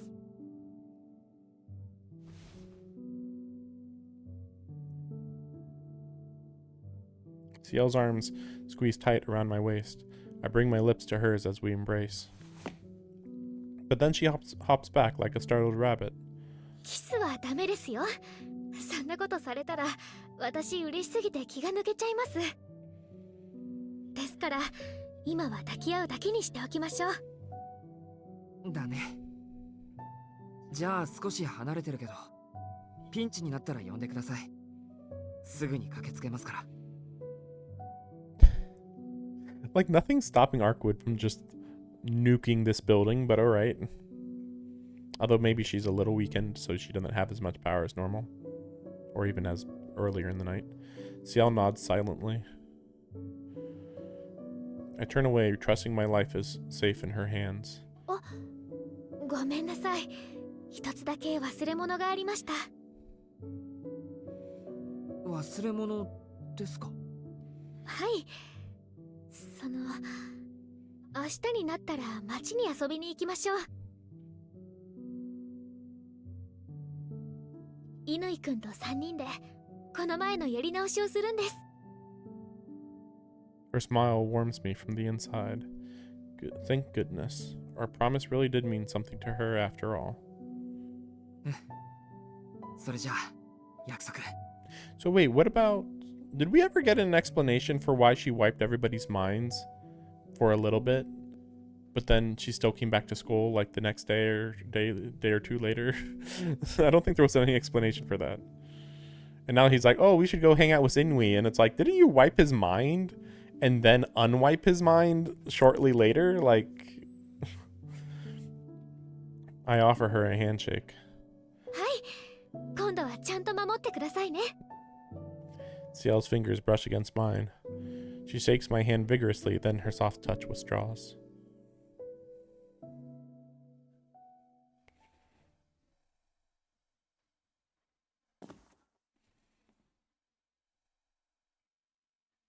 The school is quiet.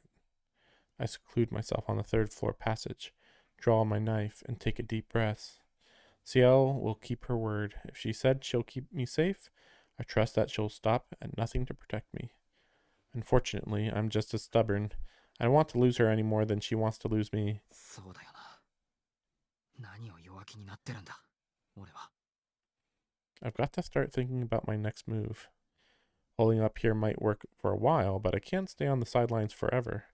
Against someone strong as Ciel, even Arkwood won't be able to watch her back all the time. She'll let her guard down eventually, and that's when I'll strike. 俺が先輩を勝たせる。 If I take one false step, Arkwood will tear me to pieces. That's exactly why Ciel sent me away.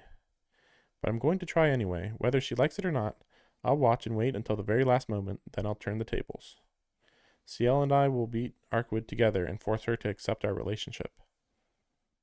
なんだそりゃ。仲人役の神父か、あいつは。 In spite of my circumstances, I can't help but laugh.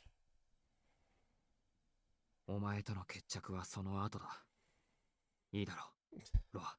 Yeah, how can we be doing this while Ro is just like, I know that you're going to try to kill me. I'm watching you. Once we've fended Arkwood off, I'll have one last desperate gamble to make. My odds of survival are low. I don't even know if my idea will work, but it's my only shot. I was given these eyes for a reason. The day will come when I have to make use of them, or so somebody once told me long ago. ああ、そうだね。きっとこれが俺の役割なんだ、先生。 Well, I mean, technically that's true. Technically, this kind of was like, to some extent, a counterforce from the planet, from Roa existing, and then happenstance ended up making it so that his actions caused the possibility of the mystic eyes of death's perception to appear in Shiki. So it was fate anyway. All right, I'm ready. Now I just wait. I just have to wait for the battle to start. The school shudders violently. It's like a dump truck crashed into the building at full speed. まさか、もう。 Floor is still shaking.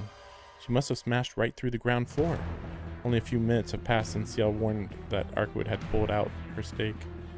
There's only one way she got from the park to here, and that time, the idiot didn't even think to scout out the battlefield. She just charged straight for us at top speed like a pissed-off homing missile. Yeah. I mean, what were you expecting? Impact after impact rocks the building. I can't believe this is her. The Arkwood I knew was powerful, sure, and she could do some crazy things, but she wasn't irrational. Well, you cut off her freaking neck. She understood her relationship with society. She realized that subtlety was essential to peaceful coexistence.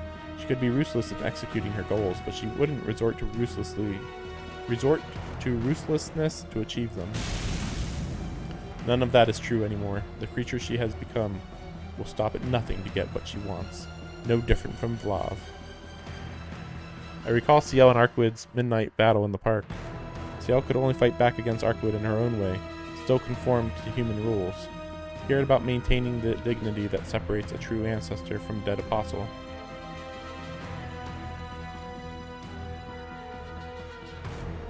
I don't know if that's quite true though. But if she's abandoned her pride, what happens then? 違う。捨てたんじゃない。 No, I would say she has. You cut off her neck. When she was confessing to you, basically. I cut it away. The creature 2 floors down is not the woman I knew. She's a blood-starved vampire just as ravenous as Vlav. I was a fool to assume she'd behave as she always has. 先輩。 I set off running for the lower floors. How arrogant to think I could hang back and wait for an opening. The real answer was to fight her on her own terms, to abandon my rationality and hit her with everything I've got. That seems risky, but alright. Sure. I still don't know why Ciel didn't go to, arm herself. That's a lot. That happened in like less than a minute. The ground floor is a living nightmare. I halt on the landing, stunned. The corridor lies in ruins, torn apart by overwhelming strength. Next to the catacombs beneath the department store or Vlav's Arctic cold, this is comparatively mundane. Also, imagine if Shiki had been in this hallway. I don't think he would have been fine, but alright. But my legs are frozen stiff. The sight holds captive the very breath in my lungs, my consciousness itself. This once familiar hallway now feels utterly alien. The air hangs as thick as amniotic fluid. It feels like the womb of some primal beast where every atom of every molecule bends to Arkwood's will. Oh, yeah, okay, she was about to die. Not too surprised. Amidst it all, the battle has ended in crushing defeat. Only 30 meters separates us, but they seem a world apart. Countless black keys, all broken, litter the floor. Globs of blood and flesh peel off the walls and ceiling to converge on Ciel's shattered body, trying to reform. Why would they block out whose name it is? It's so weird. Ciel herself is pressed up against the wall, empty-handed and helpless, with Arkwood's claws around her throat, like a butterfly pinned to a spreading board. Ciel, on the brink of death, seems blind to anything besides Arkwood. Arkwood's fingers brush her throat. With a wet gurgle, they puncture the skin before slipping lovingly down to her waist. Lurid colored sprays as Ciel's body sags, sliced open like a fish. Arkwood's claws returns to Ciel's chest. Her fingers splay wide and plunge deep as though punching through virgin snow and grasp for the heart. I can't watch this. Ciel might be immortal, but pulling her heart from her chest while she's still alive? That's sick. Sick. Cool, that is. Arkwood caresses her prey's head with her talons. Then she swipes down, shaving Ciel's flesh away from the cranium to groin as though rubbing her with an eraser. I call out, still frozen stiff. Arkwood glances back at me with detached contempt. She might as well be looking at a bug. Under the weight of her gaze, I forget I'm even human. Well, you're not human. Just a reminder, you are not human. It's cheeky. Oh good, you're here.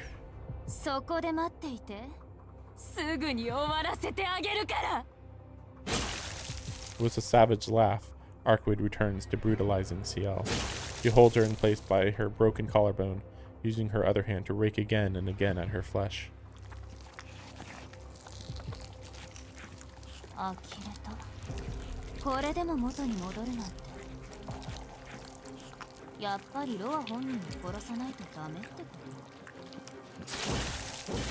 Flesh tears. A grim repetition of the torment Ciel endured at the hands of the church unfolds.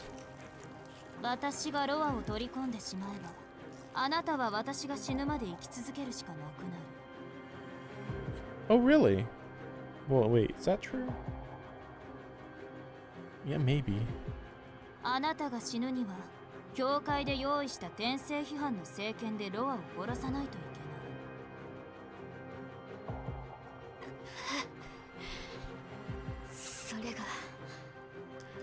Oh, that's true. Because, yeah, that's right. Arkwood doesn't want his soul to be completely destroyed because she needs to absorb his power somehow, even though she doesn't know how. So, yeah, the church wants to completely destroy his soul. Arkwood wants to, like, absorb the soul. But basically neither know how to do it. I mean, the church maybe kind of knows how to do it, maybe, but Arkwood definitely doesn't know how to do her thing. Ciel groans in agony, barely holding onto consciousness.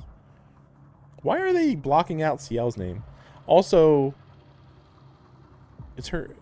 There's also Ciel's real name, because Ciel is just a code name or whatever. But I don't think that Shiki even knows it.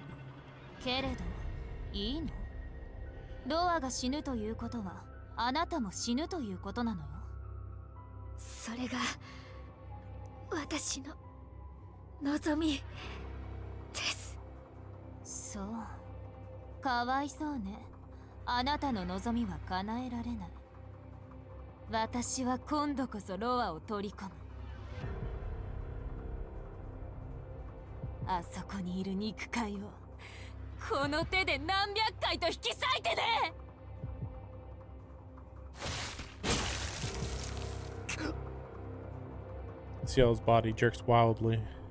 Her crimson heart emerges into the open air, trailing the rest of her organs behind it. Even then, she doesn't stay dead for long. Blood sputters from her mouth as her consciousness returns. Something snaps inside my head. Agony springs to my temples. Nausea climbs up my throat. 黙ってろてめえは I slam my head against the wall. Look at her. That parasite's the last of your concerns. What matters now is stopping her from laying another finger on Ciel. Look at her. Overclock your brain until your veins burst into flame. Look at her, look at her, look at her. Look and find her death. どうして It's enough to drive me mad. I see death defacing the living, the inanimate, the air itself, but Arkwid alone remains pristine. Somebody told me once that the laws of nature decree her perfect by virtue of her existence. True ancestors exist as extensions of the planet, drawing their vitality from its own reserves. They have no such thing as a lifespan. They will never age, never tire, never die. In other words, her invincibility is a function of the natural world. Look around. It has to be somewhere. If I can see every kind of death, surely I can see this. All this time, I've been barking up the wrong tree. Arkwid is insulated from the very possibility of death. But that means, if I can kill whatever's granting her that protection, she'll no longer be invincible. Wait, that means you would have to destroy the world, but okay. What's the logic on that? Or maybe it's like a ley line, maybe? There. It's a long way away, and Arkwid is right there, right here. If I run straight for it, she'll realize what I'm doing. I don't think she will, but okay. You could probably leave, though, and she won't notice. I'll be dead before I even get close. But I have to try. I can't let this gruesome display go on for one more second. Oh, well, she's already noticed. Okay, never mind. No, she's being the smartest character in the whole story again. Perhaps she felt my determination, or perhaps her faculties include the ability to sense impending death. Okay. She gives me a dubious glance, follows my line of sight, then turns back to me.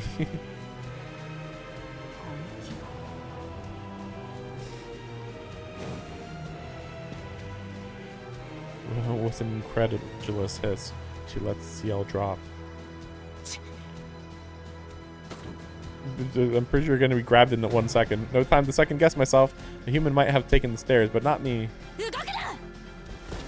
Like I'd listen to you. Take your warning and shove it. I smashed through the schoolyard window before Arkwid can even move. My objective lies in the middle of the sports field. It's a long way to run. I don't know if I'll make it.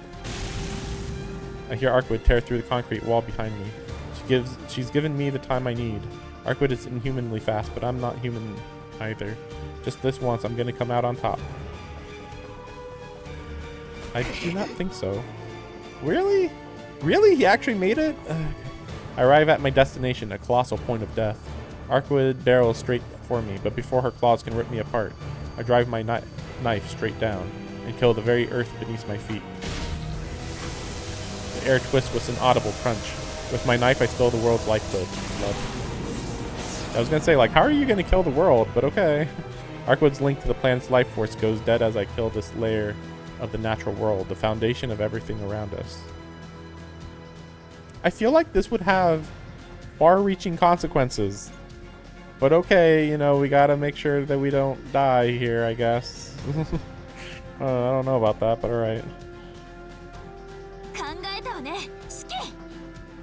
The white avatar comes for me, eyes trained on me alone. See the lines, though. Lines crisscross her body. Night still blesses her, but her authority is fatally besmirched. Yosh. I can do it. I can really do it.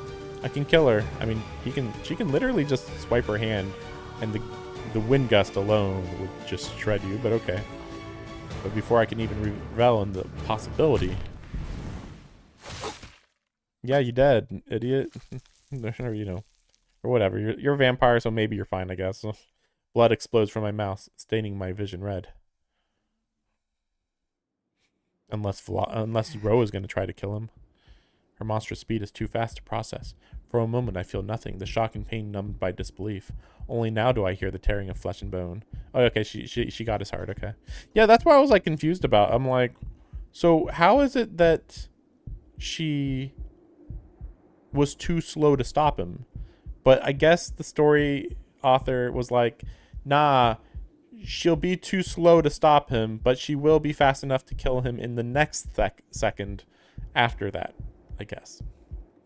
Like, wow, I can't believe how fast she is. And I'm like, of course she's faster than you. We know this. Like, significantly faster. That's why it's hard to believe that he was able to stab that before she got there.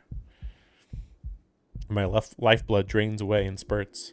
I look down, and I see Arkwood's arm punched clean through me. My vision begins to blur. The world rapidly falls away. One pale arm skewers my chest, obliterating my old scar. It's a grievous wound. If I were human, it would have killed me instantly. But I'm not done yet. I still have enough life in me for one final push. Death's dark shadow swallows my feet and begins to climb. Death's dark shadow can go to hell. Yeah, I figured. Swallowing back a mouthful of my own blood, I drive my knife into the line scrawled across Arkwood's chest. I suppose that must have been her voice. I can't really tell anymore. My head is liquefying. Maybe the pain is overwhelming my consciousness. Maybe my brain is finally burning out. Either way, the Reaper's hand is on my shoulder. The world begins to dim, but before it goes, I ensure my knife completes its arc. I suppose I wanted to settle things with Arkwood myself. I know what she's like. Though we spent only a few days together, I am all too familiar with her lack of common sense. What strange things she says for a vampire, and how much tougher she is than she looks. But even knowing all that, だじゃねえ。死にづらいにも程があるだろう。疲れたんなら消えろ、吸血鬼。ふざけないで。この程度で私は死なないんだから。 she looks really cool with just yellow eyes. Arkwood's hand closes over my face. Before she can crush my skull, I slash her breastbone open. いいから消えろ。ロアは俺が連れて行く。お前に手間なんかかけさせないで、必ずあの世に連れて行ってやる。だから消えろ。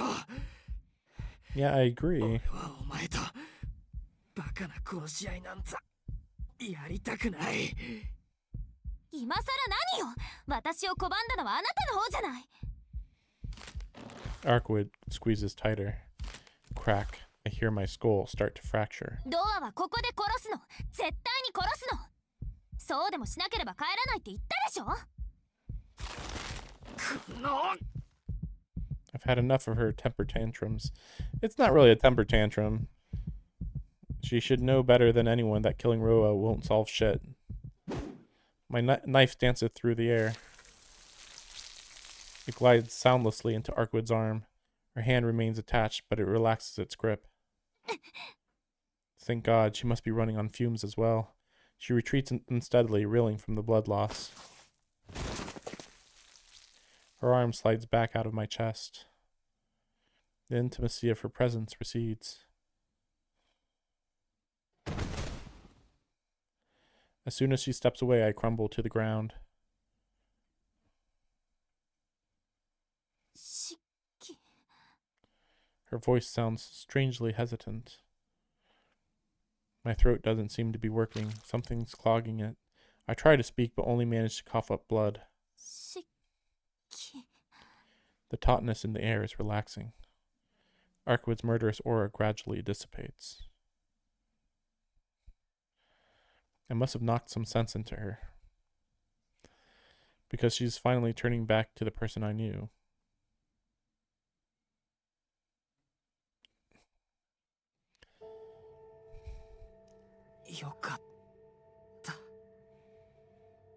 I don't even know what I'm talking about anymore. I suppose this is how it ends. しっかりしてシキ。そんな傷ぐらいシキが私のものになってくれるならすぐに平気になるんだから。 Arkwood reaches towards me, but even as my mind fades, I raise my hand to stop her. なんでシキ、このままだと死んじゃうんだよ。いい、さっきのことは許してあげる。シエルのことも気にしない。そんなことより私シキに亡くなってほしくない。だからお願いだから Yeah, that's what I 私のもの thought. に。 That's what I figured. Even breathing is a struggle now.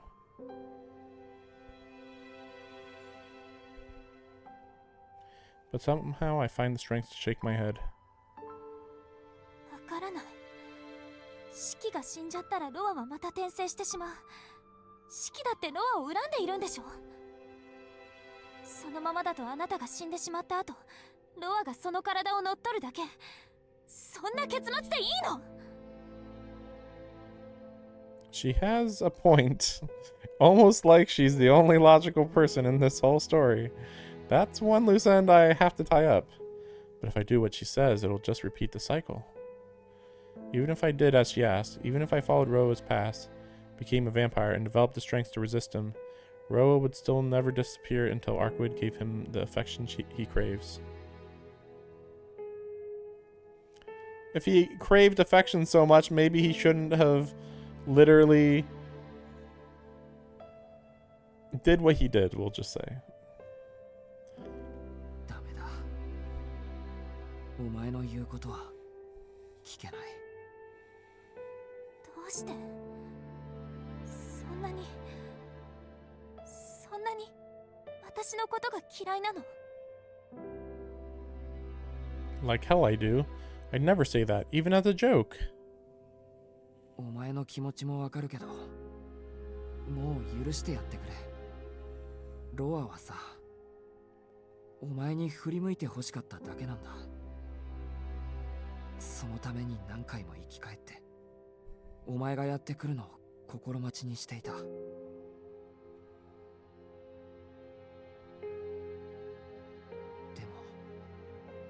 あいつは人間なんだ。お前のように長く長く生きられる命じゃない。Ultimately, immortality is forever beyond human reach. Roa hoped to preserve his identity through reincarnation, but even that had its limits.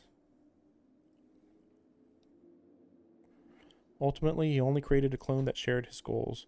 He failed to preserve his original memories, self, or emotions, not in any way that retained their worth. Yeah, that's right. Both his heart and the beauty that captivated it faded over the centuries. No one, least of all Roa, could withstand such the ravage of time. ロアはいないのと同じなんだ。あいつは始まりの命令に沿って同じことを繰り返すだけのプログラムと変わらない。だからこの辺りで終わりにしてやらないと。シキ、あなたもう。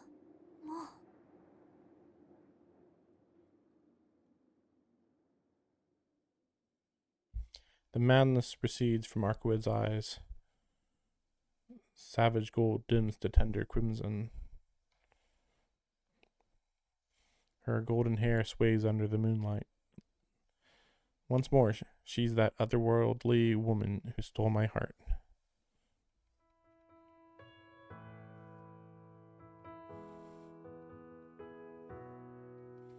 This does not quite feel like the Ciel true ending. Let me go check. I could be wrong, though.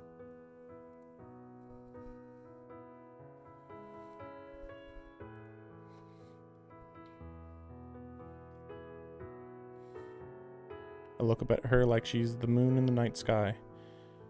I'm sorry, Ciel, but Arkwood really is the most beautiful thing I've ever seen. Okay. Yeah. From her crimson eyes, to her regal yet gentle bearing, to the slender contours of her pale body, even to the bloody blossom I slashed across her breast. I'm sorry that it has to end this way.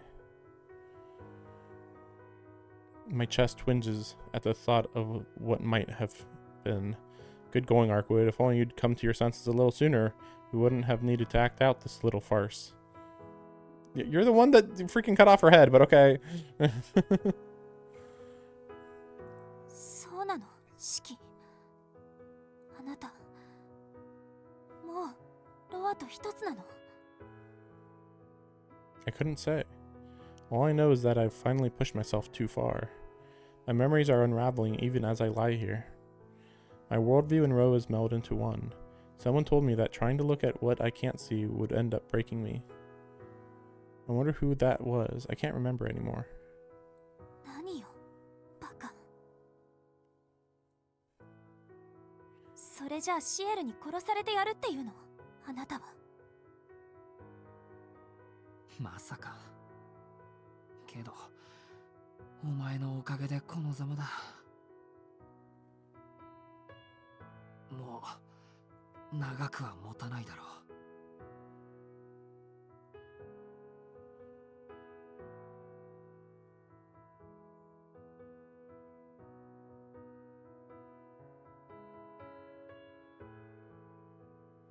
Arkwood looks down at herself. The vertical slash my knife tore down her chest. 信じられない。今まで私をこんなに傷つけた相手はいなかったわ。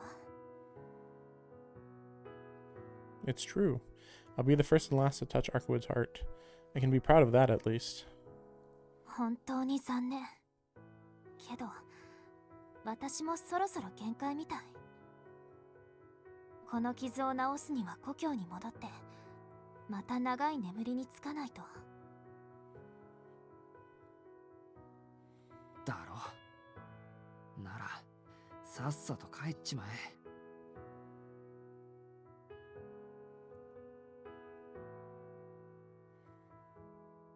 She doesn't reply. The pause between us isn't a silence as such, just a shared moment. A lull while we both feel the weight of our parting. はあ、嫌な男。最後まで憎まれ口を叩くんだから、ちょっとぐらい優しいこと言ってくれるかなって期待したのに。なんだそりゃ。優しくして欲しかったらもっとか弱いとこ見せろ、バカ。If she wants me to bare my heart, there it is. A memory flashes before my eyes, a fond recollection of walking the streets together, though it always seemed we'd rather bicker than connect. うん。でも、四季のそういうところが好きだったな。Those are the last words she ever says to me. With a smile on her face, she dissolves into mist.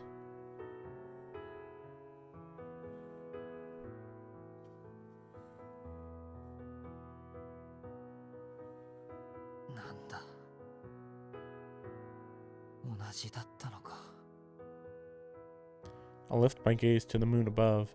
For a moment, just a moment, we were back the way we used to be. I really did love her, in the end. Ryo's influence had nothing to do with it. I just wanted to see more of her smile. That we spent our final moments together fighting is one last cruel irony. I wonder why things ended up this way. I've made my share of mistakes. But as far as Arkwood was concerned, I always thought I'd steered the right course.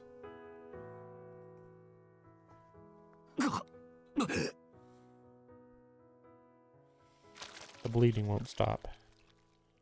Every breath I take forces a spurt of blood from my throat. My consciousness flickers. Arkwood could have managed a little more restraint. My half-vampiric body has its perks, but it can't heal a hole in my chest. A jolt shudders through me. It's not my heart that stopped beating a long time ago. It's my head. I must have fried my brain trying to keep up with Arkwood. Roa's will is waxing while all that remains of Shikitono is steadily waning.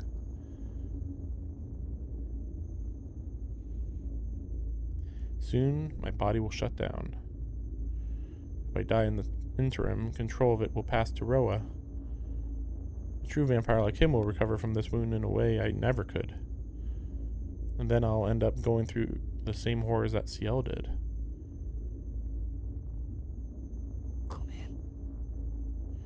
I know I'm only making myself feel better, but I still feel like I have to say it.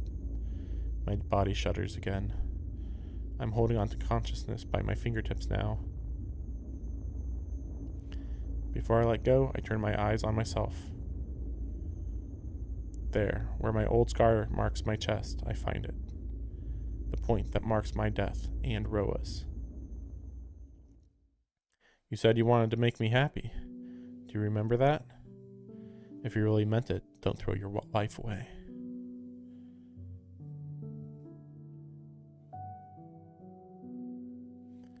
All I can do is apologize. She deserves so much, and I've been able to give her none of it. But this at least I can do. Here at the last, I can free her from her burden. Exhaling slowly, I bring my knife to my chest. The tip rests against my point of death. All that's left is to push down. It'll be so easy. Don't. A voice whispers in my ear. I must be hearing things. Someone cries my name. I turn to see her running my way, her wounds healed. Don't. My resolve will falter if I look her in the eye. Guilt will rob me of the strength to hold the knife. I have to finish this before she comes.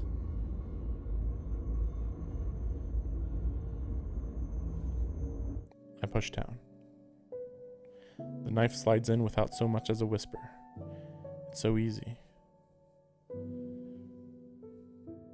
It'll be so easy. As I once did so many years ago, I fall into a deep, deep darkness. Yeah, I'm still confused about what happened in the past, aren't I? Because technically, like, did he stab Roa? I mean, I don't think he did stab Roa. I don't think, maybe neither of them had the mystic eyes when they fought when they were children. But if that's the case, what happened to the original Shikitono? Like, why didn't he recover quicker? A distant voice reaches my ears.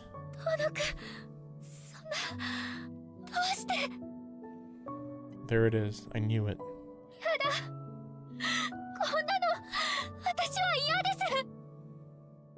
I knew if I stuck around long enough to hear her cry.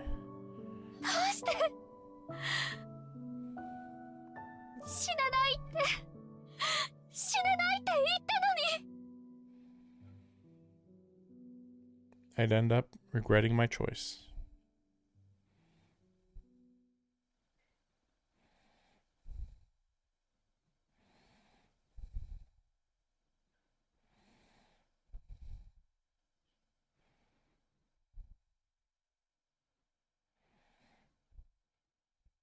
That was weirdly short. But then again, let me see.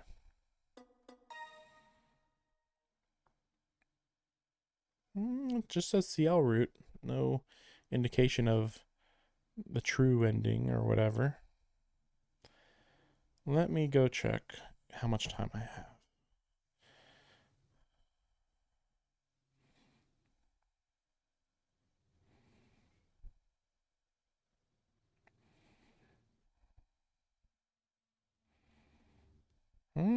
I have time. Okay. But I'm gonna take a short break because my throat is already hurting, even though, I mean, to be fair, I did have like a 5-ish hour or so stream. Oh, maybe closer to 6 or so yesterday. So, I'll take a short break and we'll at least get through day 15. I don't remember if there's only 15 days. It kind of feels like there should only be 15 days. Yeah, look at these previous days. The visuals. I'll have to look it up later though. 'Cause, yeah, I could have sworn under the Arkwood route there was a lot more moon imagery. Well, be right back.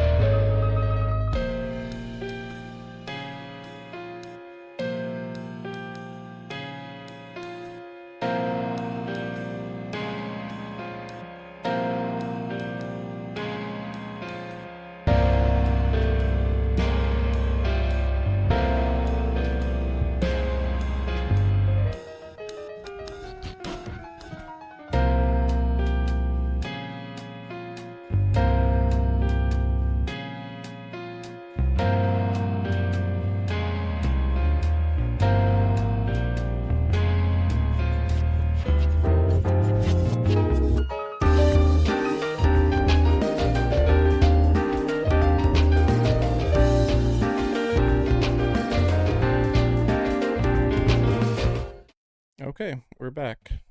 So I went and looked into it. I am on the normal route right now. The normal end, I should say. Apparently you have to do the normal end before you can do the true end.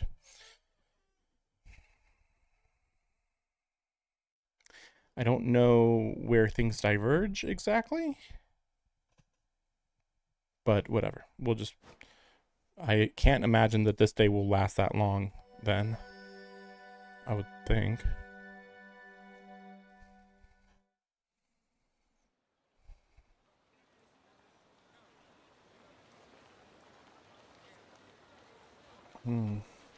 It's the perfect day for a walk. Not a single blemish marks the cloudless sky. Glittering sunlight graces the world from beyond the mountains on the horizon, the purest definition of an azure sky. I stop to rest at my usual bench near the plaza. On the bench behind me sits a stranger, quietly reading a book. I nearly mistook him for a part of the scenery, so natural was his presence.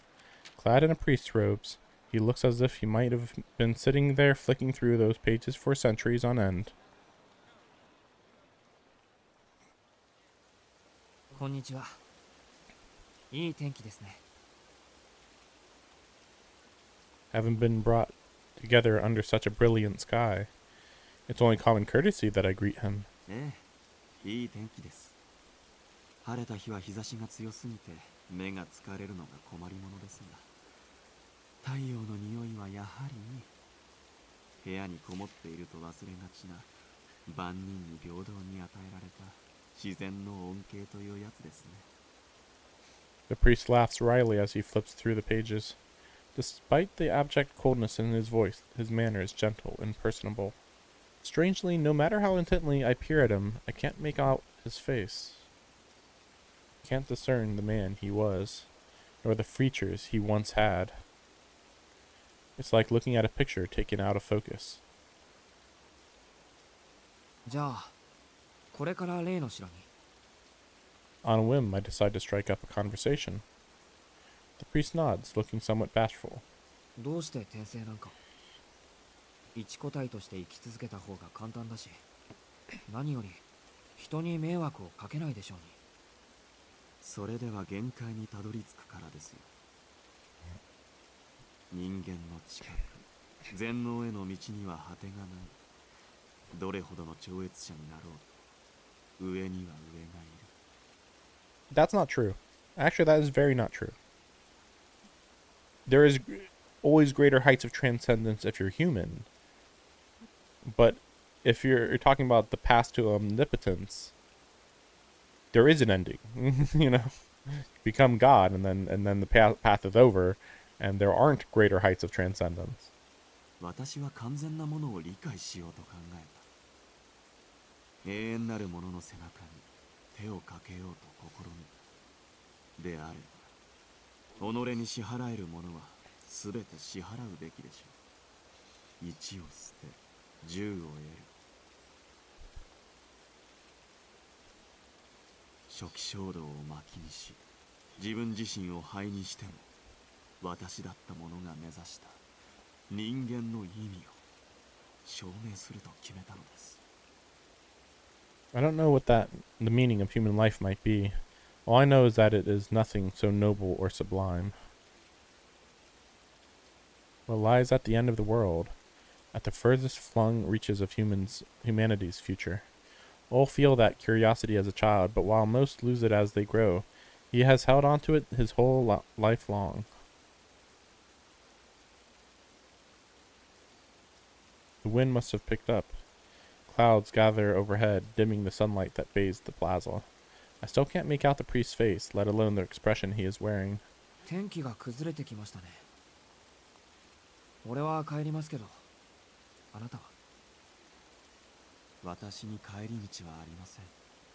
片道切符というやつです。それもここで終点のようです。 I hear no sadness in his voice. He sounds neither fulfilled nor disappointed. The sun starts to sink below the horizon. Soon it will be twilight. I stand up and set off home. I don't feel like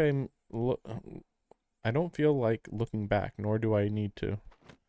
ですが一つ、言葉を残しましょう。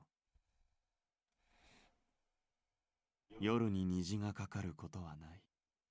確かにその通りです。Rainbows do appear during the day, but alright. 本来、それはありえないことですからね。Oh, sorry. Do not appear during the night. Sorry. So I don't know how I read that as day. ですが、ありえないこととは、まだ誰も成し遂げていない Yep, that's true. ということでもある。That doesn't happen, except when it happens. もし君が未踏の航路に旅立つのなら、忘れないことです。この世界に起こり得ないことはありません。あなたの人生において、己のすべてを支払う好機に出会えるのなら、どんな闇の中であろうと、虹をかけるくらいはできるでしょ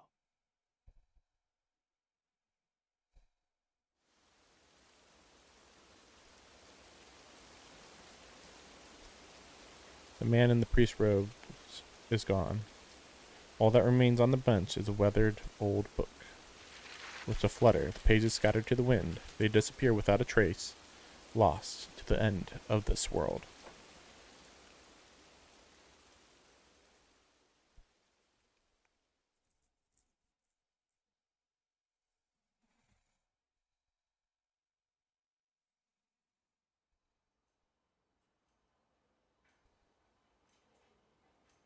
Awake to the familiar sterile scent of a hospital.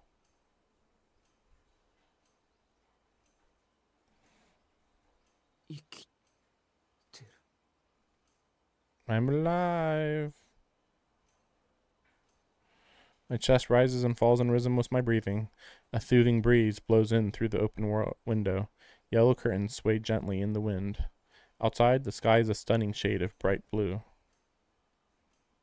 The warmth in the air feels like early spring.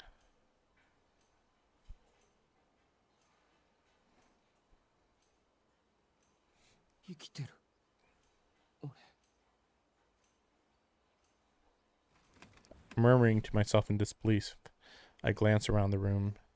There's no one here but me.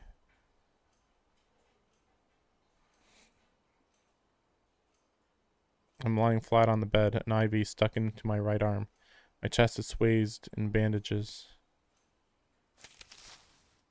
I remove the needle from my arm and peel the bandages away. For some reason. Why would you do this? Why would you do this? Oh, I'm good now. Surprisingly, there's not much to see beneath them. No scar, not even any blood, just unblemished skin. I cock my head in confusion. If this is it, what were the bandages for? Yeah, that makes more sense. I turn to face the open door. A child I don't recognize stares at me from the hospital's empty hallway. Before I can call out to him, he turns and walks away. What on earth was that about?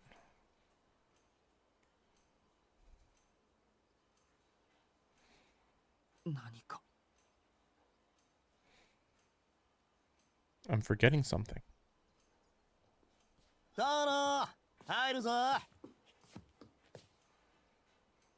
Suddenly, Arihiko barges in, filling the void the strange child left.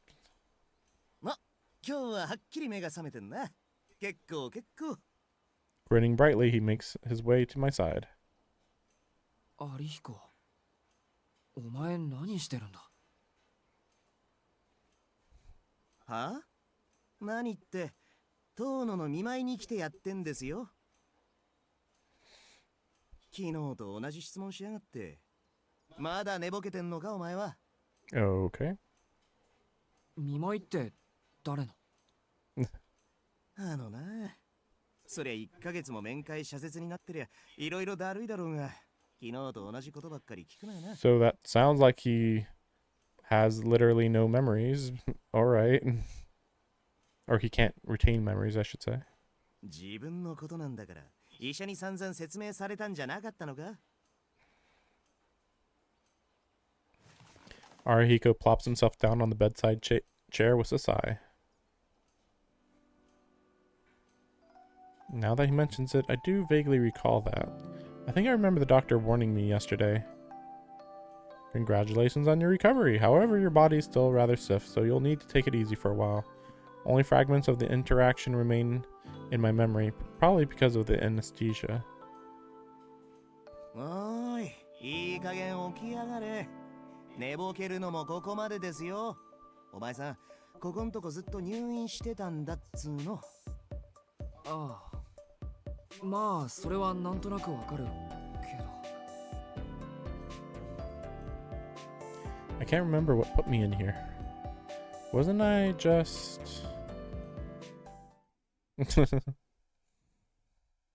Don't worry about it. まだ本人の認識が追いついていないとか医者は言ってたからな。ましゃね。医者にあれこれ説明されるより俺が教えてやった方がフレンドリーってもんだろ。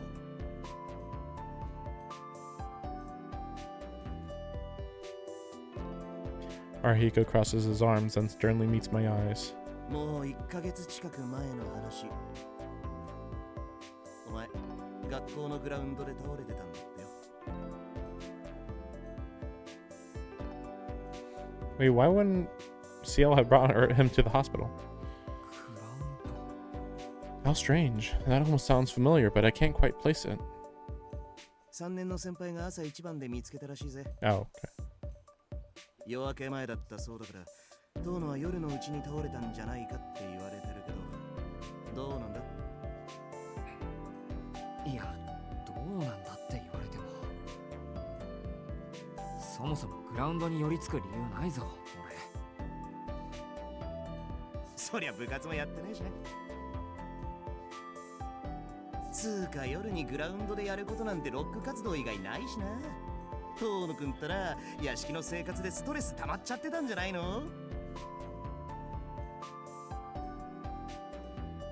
Arhiko lets out a loud guffaw. 真相はなんであれ、遠野が倒れていたわけだ。いつもの貧血ってことで保健室に運ばれたんだが、俺が一向に目を覚まさない。仕方ないんで遠野ん家に連絡して、そのまま病院に担ぎ込まれたんだよ。それから1ヶ月近く、お前さんは昏睡状態だったんだぜ。1ヶ月も昏睡状態って、それって普通。 What? Is that normal? Like, what? No, what? いや、医者の方もサジを投げてたらしい。昏睡が1週間も続ける。立派な植物人間。俺も昨日お前が目を覚まして、よ、アリヒコ、腹減ったから飯なんてほざいた時は心臓止まるかと思った。心筋梗塞のバトンタッチかっつうの。 His laughter sounds both playful and deadly serious. ま、遠野はいつくたばってもおかしくないやつだったからな。俺は半ば悟りの心境でずっとおねむだろうと思ってた分、余計にびっくりしたのだ。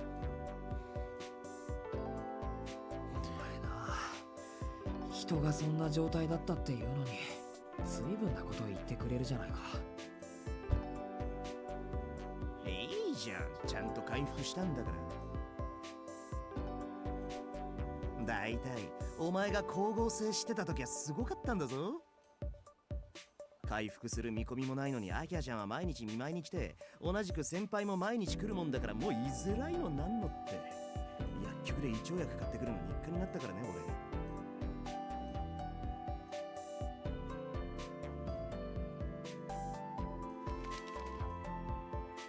Arhiko flashes me a rewards card from a chain pharmacy. Rewards card? Really? Sure enough, he's got 30 days worth of points. Wait, what did he say? 待て、アリヒコ。その、アキハちゃんって何？ Is he trying to get himself killed? アキハちゃんはアキハちゃんだ。遠野の妹さんで、ここで顔を合わすたびに俺たちは親密な関係になったりならなかったり。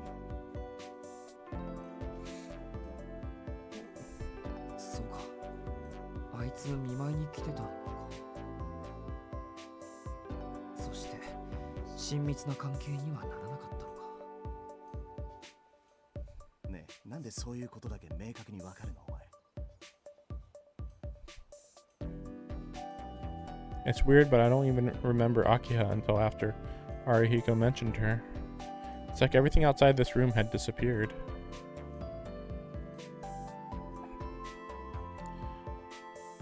At least it seems like I'll remember things with prompting, so not all hope is lost, but it does feel strange, like my thoughts are wrapped in gauze. しかしそれはほんとご苦労様だったな有彦。秋葉のやつ割ときついだろ。時々厳しいことを言ってくるだろうけど多めに見てやってくれ。割と時々すごいなと。俺は今ほどお前を大物だと思ったことはないぞ。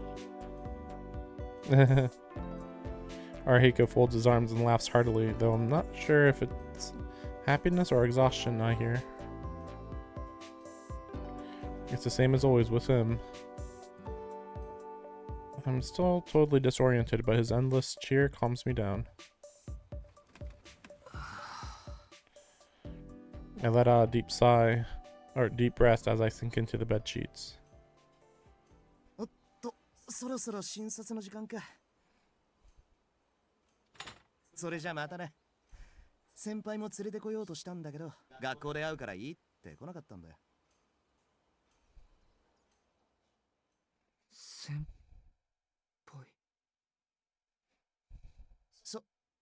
今まで毎日来てたんだぜ。なのにお前と来たら、昨日来てすぐ先輩に抱きついちまってさ。先輩、もう病院には行きませんってへそ曲げちまったんだよ。先輩怒ってたからな。言い訳ぐらい考えとけよ。With those parting words, Arihiko leaves the room. 先輩。 I'm assuming that, yeah, mine got wiped. There's something there that I'm forgetting, and I only know one person that could be. I know her name, her face, who she is, and yet it feels like I shouldn't think too deeply about her. My thoughts are clouded, probably because I was out of commission for months, or because it's still a struggle just to move. But I can't help but feel that there's something I'm missing, something I shouldn't know, something I shouldn't remember, even if by chance. Something deeply and terribly sad lurking just beneath the surface.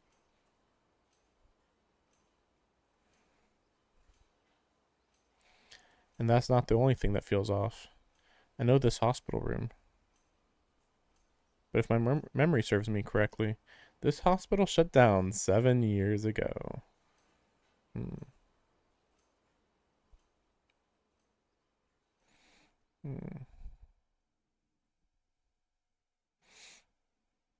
So he got taken over? He didn't have a strong enough will? I returned to the mansion the next day. Though it's technically a homecoming, it feels like my first time arriving. Must be because I was asleep for so long.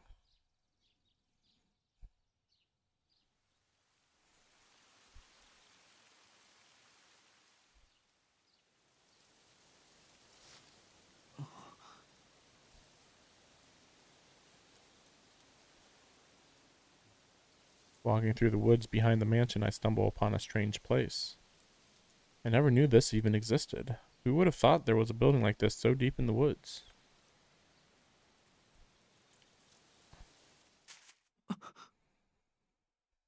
A noise comes from behind me. I spin around, and there he is. The other Shiki? That same unfamiliar child clad in a kimono and staring idly into space.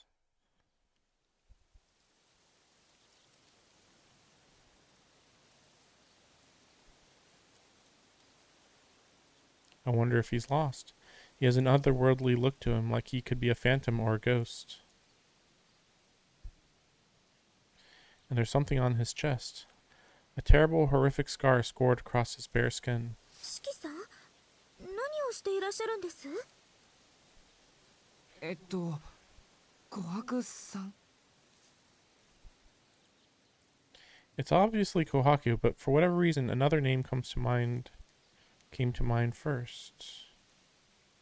はい、四季さんをお迎えに上がりました。玄関で待っていたんですけど、四季さんたら森の方に歩いて行ってしまうんですもの。私、なんか驚いちゃいました。She wears her usual cheerful smile. いや、ちょっと寄り道したくなって。琥珀さん、さっきの子はどこの子？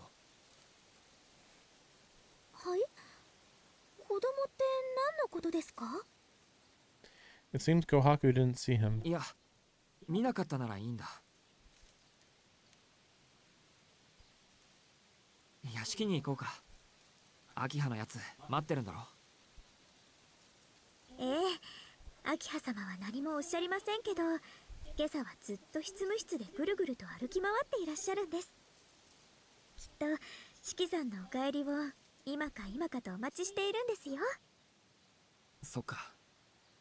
そりゃ早く行かないとどんな文句を言われるかわからないな。はい、急ぎましょう、四季さん。Kohaku takes my hand in hers, and together we run back to the mansion. But as we leave, urged by something unseen, I take one last look at the old building. Am I hallucinating? The child's gaze bores a hole in my back, his eyes filled with words yet unspoken.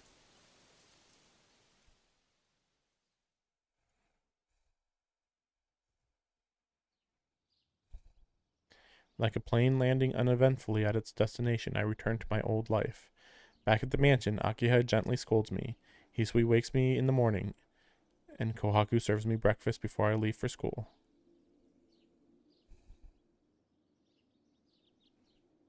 But it still feels like something is missing. I feel sad for no reason. So terribly, terribly sad, like I might burst into tears without any provocation. Still clueless as to the reason for my sadness, I arrive at school. School, where everything is the same as usual. Ordinary, peaceful school. よっ、おはようさん。もう学校に来ていいんだ、お前。Ariko breezily greets me. あとしばらくはリハビリだって聞いたけどな。そっか。そんなに無理して学校に来るっていうことは、やっぱりそういうことですか。He flashes me a meaningful grin. そうだよな。あと2ヶ月ちょいで卒業式だもんな。一緒にいられるのもあと少しってわけだ。Huh? わからないな。一緒にいられるって誰とだよ。誰とって、そりゃお前。I'm dangerously close to running into whatever it is I shouldn't know. Ariko stops mid-sentence. The light tapping of footsteps rings through the hall. And there, under the bright morning sun, she appears before me. おはようございます。今日もいい天気ですね、遠野くん。She smiles just like she always has, and I finally remember the girl who's eluded my thoughts ever since I awoke. 先輩。 My breath stops. I wipe the tears from my eyes before she notices. I don't get it. I really, really don't. But seeing her smile makes me indescribably sad. 遠野くん、おはようございますですよ。あ、おはよう先輩。 I return her greeting with an awkward wave. Ciel cocks her head, seeming unconvinced. もうせっかく退院できたのに元気がないです。私、元通りになった遠野くんに会えると聞いて楽しみにしてたのに。楽しみにしてた。 Why can't I remember? I'm not sure exactly what, but I shared something very important with this girl. All I remember is that she's my upperclassman, that she got along with me and Arihiko, and that the three of us would often hang during lunch. That's it. Can't remember anything else. With a carefully cut hole in my memories, like my mind excised something for being too sad and too painful. もう野くんったら約束を忘れたんですか？ She stares at me disappointedly. Promise. A promise. An important promise. ほら、今度3人で遊びに行こうって言ってくれたじゃないですか。遠野くんはその前日に倒れて病院に運ばれちゃいましたけど。 As trivial as it sounds to me, she really does look like she was looking forward to it. So I cease to care about anything else. そうだね。そういえばそうだった。はい、今度は忘れないでくださいね、遠野くん。いや、今度こそ忘れていいぞトノ。その時こそ俺は決めにかかるからな。His words sound so familiar. ダメです。こんな機会はめったにないんですから、今回だけは3人で行かないと。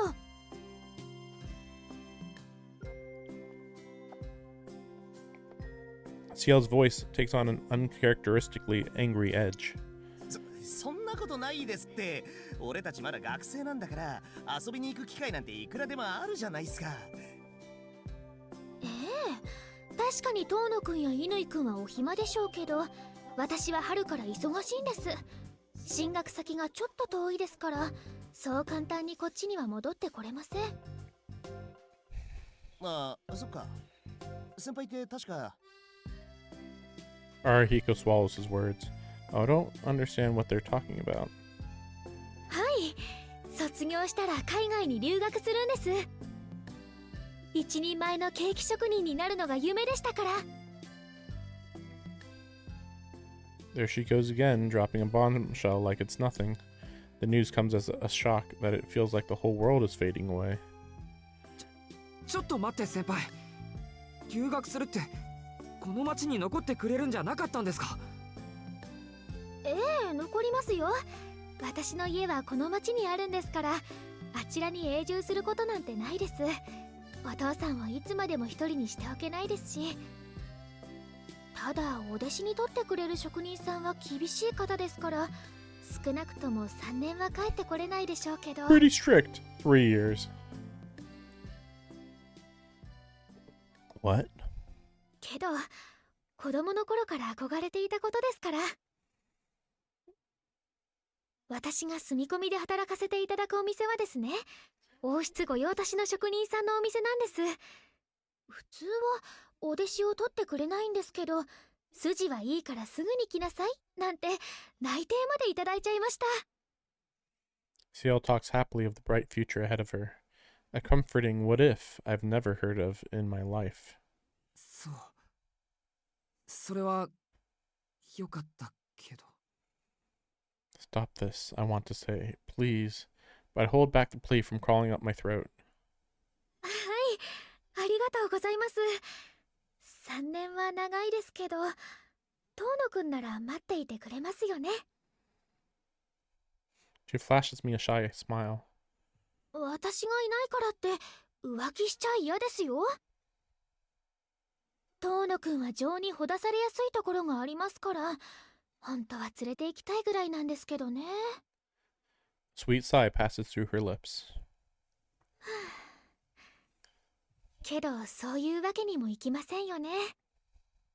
遠野くんはまだ学生さんですし、何より明葉さんを言い伏せるなんて1年や2年じゃ絶対無理でしょ。ですから今回は遠野くんを信じて3年間だけ離れることにしたんです。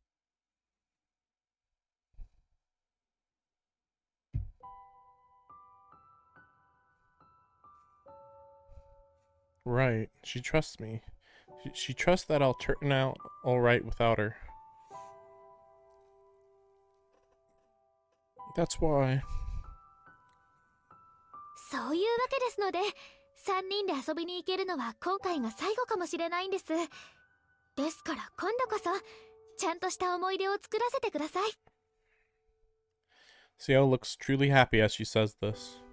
Something stirs in my chest, screaming like it wants to rip itself out of my heart.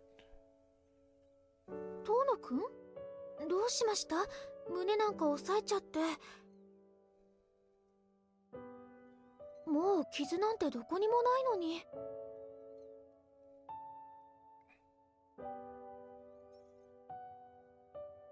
ですよね。傷跡なんてない方がいいに決まっている。 As unbearable as this sadness is, this is the happiness she wished for me.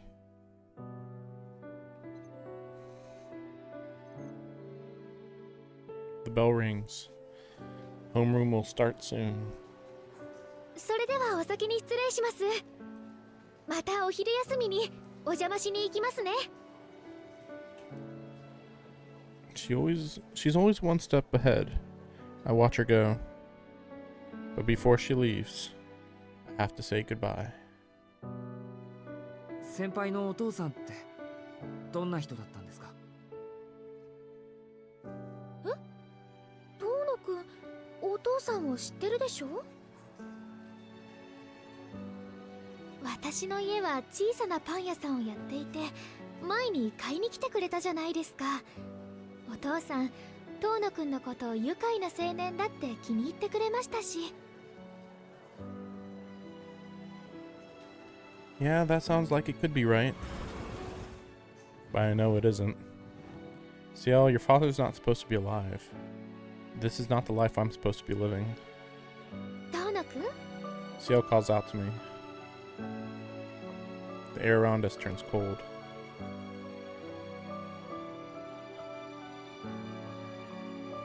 気づいちゃったんですか、遠野くん。 Her question is tinged with sadness. 気がついた。 I nod, my eyes blurry with tears. How nice it would have been to remain blind. We could have continued to spend our days like this, happy, unhurt, none the wiser. すごいですね。普通気がつかないものなんですよ、こういうのって。おかしなところとか辻褄が合わないところとか、そんな都合の悪いことはみんな無視しちゃうのに。そうだね。少しぐらいおかしくてもそれが幸せであるのなら無視すればよかった。そうですよ。そんなことにさえ嘘をつけないなんてほんと正直なんですから。 Ciel, or rather, this woman with Ciel's face looks at me with genuine sadness in her eyes. My chest tightens with sorrow for the girl before me, but I know none of this is real. This carefree school life, this version of Ciel who always lived in Soya, this version of Shikitono without the scars of 7 years ago, this blissful existence devoid of any sadness. A life too good to be true. Sure enough, it's nothing but a dream. 遠野くんはいつもそうですよね。些細なことは見逃してくれるくせに、本当に見逃してほしいことだけは気がついてしまう。それが遠野くんのいいところなのかもしれません。でも今回ぐらいは見逃してくれてもよかったのに。 She doesn't seem to bear a grudge. She couldn't, not with a smile like that. もうちょっと見ていたかったけど、ここでおしまいですね。あ、消えるのはこちらだけなので心配はいりませんよ。事情とかそういうのを説明できなくてごめんなさい。だってそうすると遠野くんを泣かしてしまいそうなので。それは良くないと茶道室で怒られちゃいましたからね。どうぞ安心して目を覚ましてください。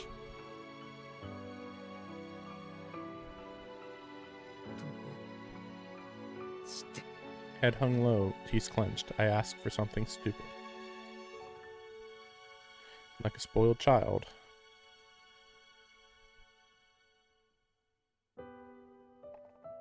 She just looks at me with those gentle, patient eyes.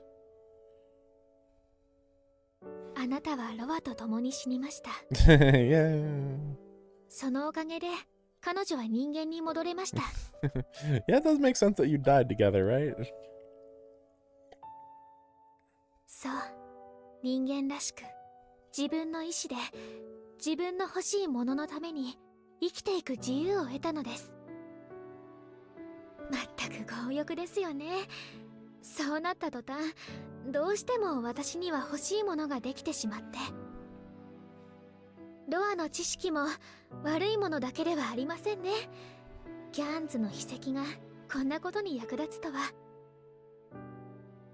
どうして？はい、いろいろと考えたんですけど、一人を生かすためには一人分の命が必要でしょ。だからどうして？順番の問題ですよ。私は先にたくさんのものをもらいましたから。今度は私が遠野くんにお返ししないと。いらない。いらなかった。そんなものより俺は I'd rather stay here, where we can spend our days together laughing, without a care in the world.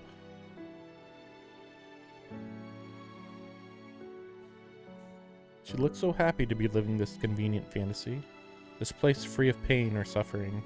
The world was no great novelty or tragedy, but beautiful in its own way.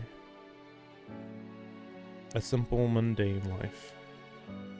先輩にとってかけがえのない夢だったのなら。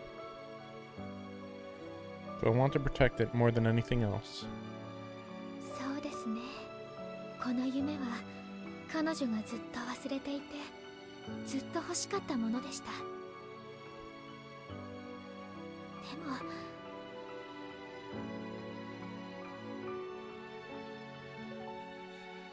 Stop, don't say it, please, even if it's all over now, I'm begging you.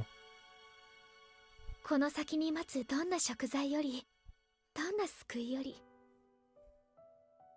私はあなたの幸福が欲しいのです。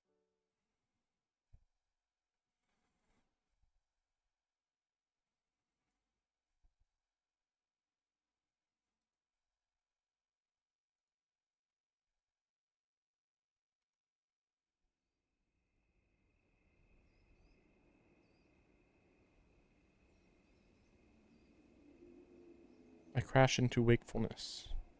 The march of time resumes. I'm lying flat on my back against the hard ground. My head rests on the softness of someone's lap. The moon is still high in the sky. I have only been asleep for a brief moment. Now that Ro is dead, my body is human once more.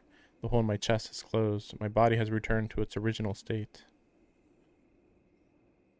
It goes without saying that this isn't natural.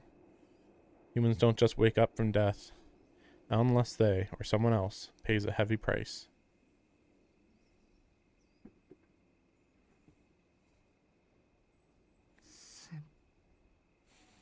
I quietly call out to her, to the girl bent over me so tenderly. I trace my fingers down the tear tracks on her cheeks. She doesn't breathe or move or answer, but she looks so peaceful she could almost be alive. I don't know how this happened. I don't know how she did it, but I understand what it means. A boy died. A girl gave her life in his place. One life saved, one life lost. Something gained, something sacrificed.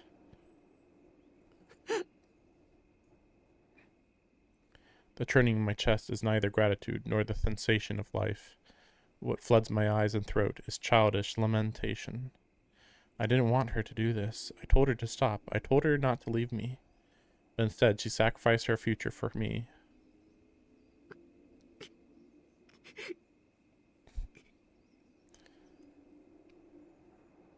I don't have the faith in myself that you seem to. But as long as you're with me, I promise I won't give up. Since we're lovers now. I know that. I know she wouldn't have just given in.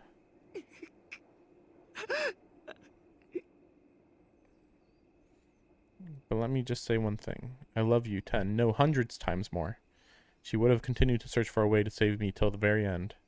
I knew it all along, just like I wished for her happiness. She wished only for mine.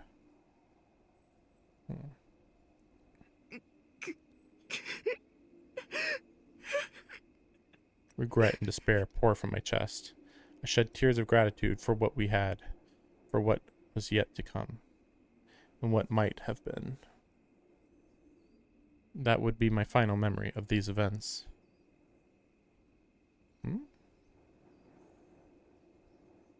The face of my beloved, now far beyond my reach. The moon sank, the stars faded, and still I stared at the heavens. Although I knew the night sky held no hope for rainbows.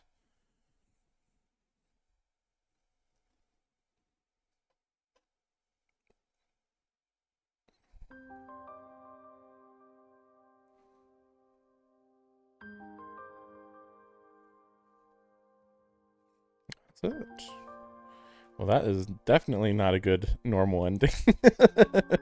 Like, yeah, I'm gonna go back to the Arkwood route at that point.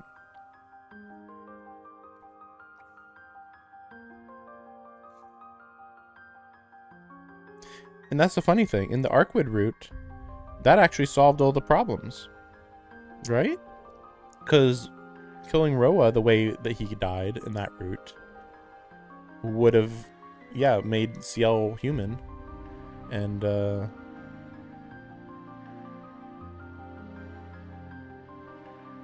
answered plenty of questions and stuff. Well, I hope that this doesn't get copyrighted.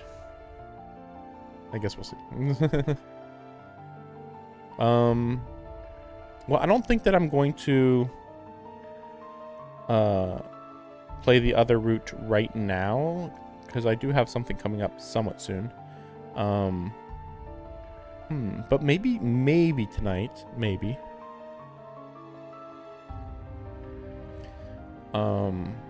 I don't know how much longer it's going to be, though, is the question. I was looking up online a little bit about what options there are for the route, and I am very unclear.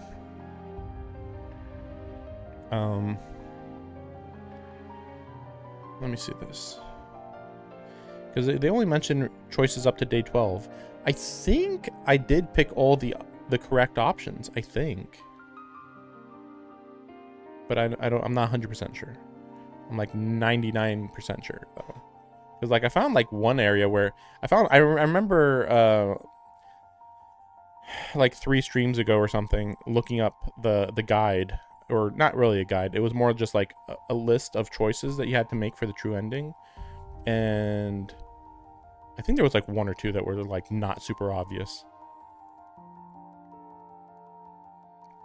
Also, you have to pick the CL choice all the time too, so that's the other issue. So some of those choices were not super obvious. And then it's gonna be like, I have a feeling that there was a better ending that we could have achieved. それじゃあ行ってきます。 It's early spring. On my last night in this country, I announced my departure to Ciel's empty apartment.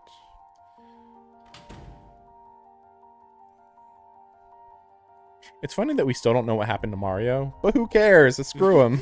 もう出てきたよこいつ。 and then we're talking about this. Like, okay.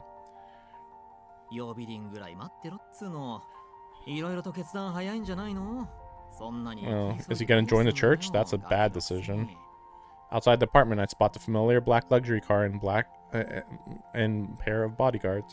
5分前行動はいい習慣だ。安藤の発言は無視するように。準備はできているようだな。I'm wondering if this guy could possibly be a member of the Einsburns, but I don't know. White hair is very suspicious in Fate. 今更だが確認しよう。本当にいいのか？取りやめるのならまだ間に合う。なんだよその気遣い。ほんと今更ですよカリウス君。こいつがおじけづく玉かっつーの。目つき見ればわかんでしょうよ。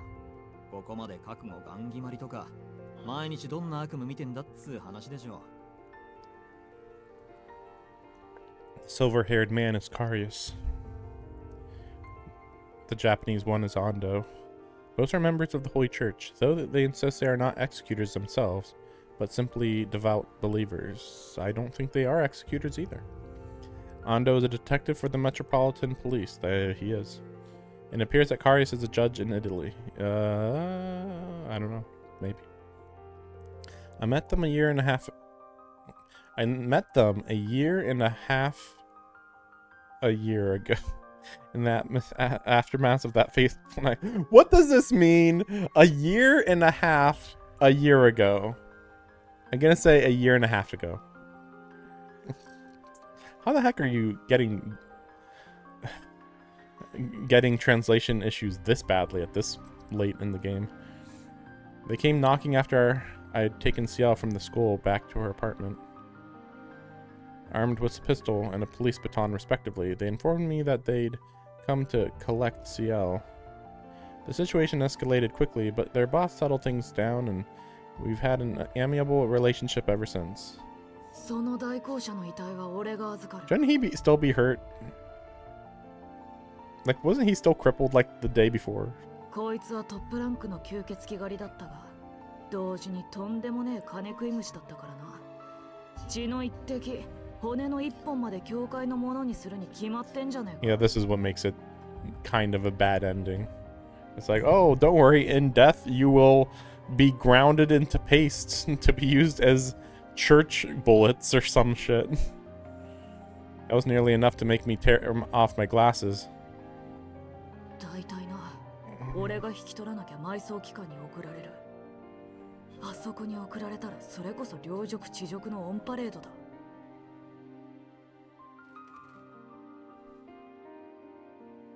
腐らないよう安らかに眠れるよう金かけて保存してやる分だけ俺の方がマシって話したよ。 Wait, what's that mean? I'll spend some cash to stop her from rotting, and then she can rest in peace. What's that even mean? But behind his foul words, I could feel a certain respect for her.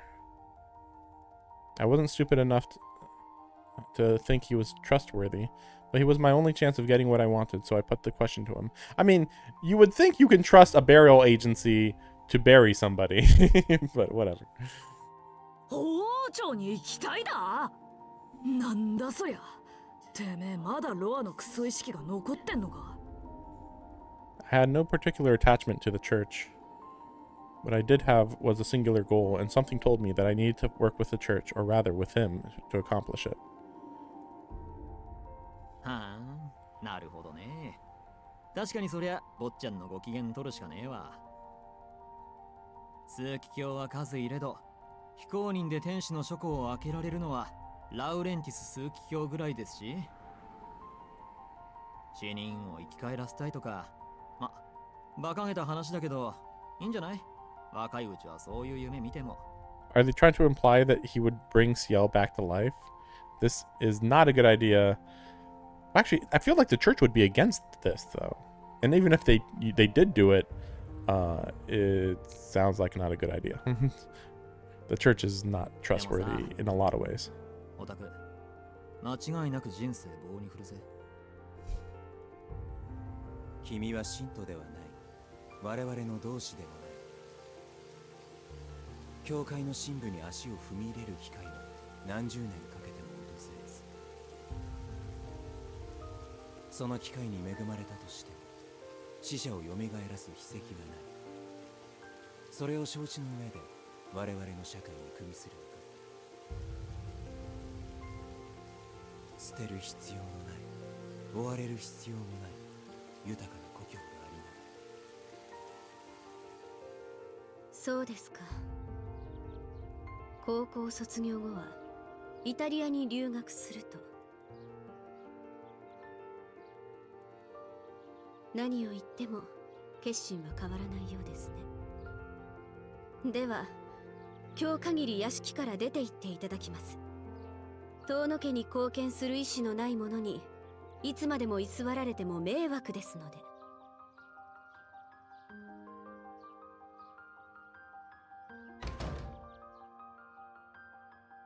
Kind of a weird way to put that, but alright. How dare you go and work for the church? You're not helping my business. ああ、つまんなくなってきたな。私も雲隠れしちゃおっかな。 Very suspicious. あ、でもイタリアに行くんでしょ。偶然よね。私の知り合いもそっちにいるのだわ。 Okay. 本当に行き詰まったらここに連絡してみるといいかも。 Weirdly suspicious. しきちゃんみたいな悩める青少年が大好物っていう博愛主義のモンスターみたいなおばさんがいたりいなかったりするから。 I am assuming she's an actual monster. 高校は such a ま weird っと character. うに卒業する。なんでそんなぬるい。まあいいや、そうだな。This 12-year-old being, what? You want to graduate high school? That's only for losers. それがあいつの望みだった。そりゃ連れとしてきっちり味わっておかねえと、それこそ合わせる顔がない。いいぜ、2年待ってやる。その間は安藤とカリウスに訓練つけてもらえ。日本語だけじゃ話にならねえからな。西欧圏の語学と常識、うちとあっちの知識も教えてやるよ。もちろんロハじゃねえ。かけた金は出世返しってな。向こうに着いたらせいぜい俺のために働いてもらうぜ。安心しろ。てめえがどれほど落ちぶれようと、仕事と居場所だけは回してやる。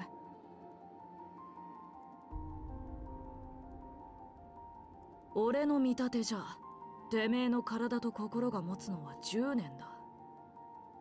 Yeah, really. Only 10 years left, really. Also, how could he even tell? That is not normal to be able to be like, yeah, I looked at you and I can tell what your lifespan is. Even in this series, I don't think that that's normal. Like, I don't know about that one. And how would you, why? How would you 時 know? 間はねえぞ。それまでに目的の小指1本分くらいは叶えとけ。俺とてめえがこうして会うのはここだけだ。本国に渡れば二度とは会わねえ。俺の弟を紹介することぐらいはあるかもだが。 Weird. With that, Ciel's boss turned to leave Japan. That is not Ciel's boss, but okay. Weird. ところで、昔あんたの兄貴が先輩に助けられたって話、本当なのか？ああ、そんな一銭にもならねえ嘘を言ってどうすんだよ、アホ。そうでもなけりゃあの女にもてめえにも目をかける理由がねえだろ。ラウレンティスの一族はな、恨みも忘れねえが恩はもっと忘れねえ。あのクソ兄貴が優先して協力しろなんていうぐらいだ。よっぽどすげえ歌詞を作ったのさ、あの。だからさ、それ本当に兄貴の話？ Well, it does sound more like it was their father. 勘が良くてかつ口が硬いのが一流ってな。 Some questions are smarter not to ask, not it is. What the heck? Man, I'm being a grammar Nazi at this point. Like, why did the guy be so wrong so often?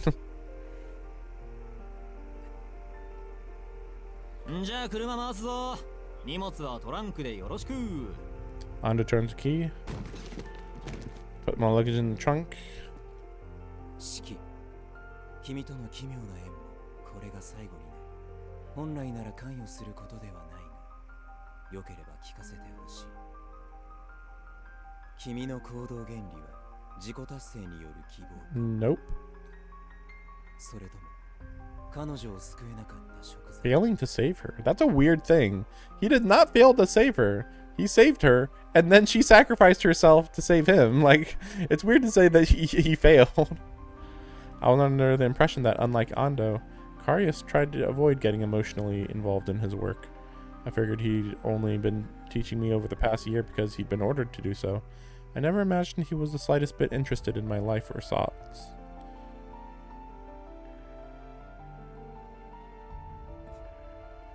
It seems my first impressions were incorrect. He's careful, serious, and earnest on all fronts. But we've also been working together for over a year now. It was impossible not to develop a degree of kinship and care for one another. feel dumb for not noticing it sooner. Even now, I'm still perpetually supported by others. 食材じゃないですよ。やけになってるわけでも死にたいわけでもありません。俺は一度すごい間違いをしてしまった。その間違いを正すことはできません。カリウスさんの言っていた通り、人間を生き返らすことはできない。ではなぜ得るものはないと理解していながら、かつて彼女がいた地獄に踏み入ろうとしている。それは罪滅ぼしではないのか。When he puts it like that, I can't really offer a retort. A year and a half prior, I selfishly took my own life. I knew that killing myself would kill Roa too. With Roa gone, I figured that Ciel would be free to live and dream as a human once more. In my naivety, I really believed such hubris was the best course of action. To be fair, how would he know that she would have a way to bring him back to life? Like, come on. I was wrong. I should have stayed and accepted her help. Lived alongside her, no matter how pathetic or horrible of a human I might have become. I don't know about that one. That's why. That will be the last mistake I ever make. Like, that's a weird thing to say, since, like, you wouldn't have been human, man. Like, you would have been a vampire. From now on, I will live my own life. I will live a life that I think is right, just like Ciel wanted for me. 俺は本来ロアに取り憑かれた時点で死ぬ人間でした。そんな俺に先輩は多くのものをくれたんです。 I can't throw away that happiness now. I have to use the chance she gave me to achieve the most I possibly can. To accomplish things that in a normal life I would never have thought possible. After all, the impossible is really just another word for the unprecedented. I once vowed to myself, gazing up at the night sky. 十分すぎるほどの幸福をもらったんです。だからどんな手を尽くしても必ずこの命を彼女に返す。俺の残りの人生はそのために使うんです。 I don't know what that will mean in the end. Honor, worth, self-satisfaction, whatever it is, I have to keep striving for greater heights to show her that the life she saved was worth it. This is actually really weird. This ending is like almost becoming church propaganda, because we know the church is not the good guys at all in any way in this world. Like, you could say, well, they're protecting humans by killing vampires, and it's like, yes, but they also will manipulate humans as much as they can. Like, they... I don't know, it's very weird. You would think that if they just told humans about vampires more and more, that would actually weaken vampires as a concept. Who knows, I guess. I guess, who knows? そうか。賛同できる立場ではない。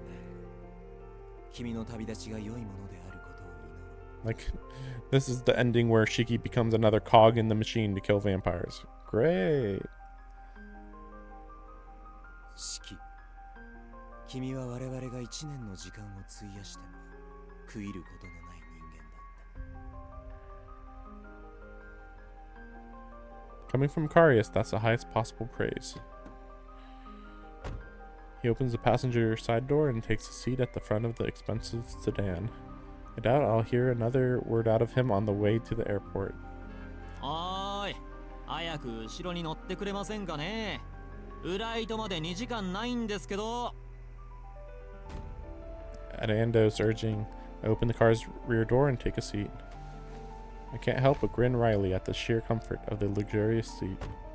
No matter how crazy or grand my choices, it's good to know my sensibilities haven't changed.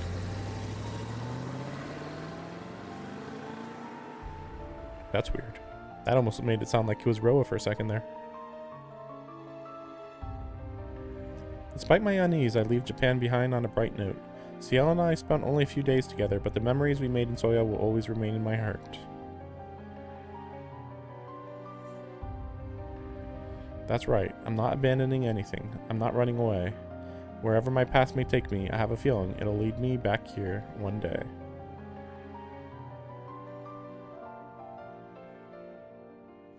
Yeah, I don't know about that. Yeah, I don't know about that ending. I don't know what he's going for there.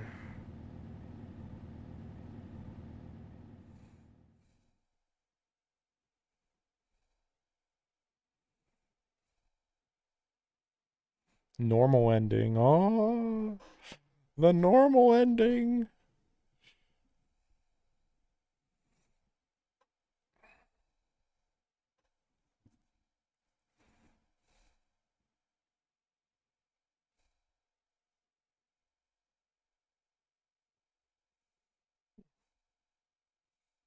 Oh, sure. Wait a second. Let me check something.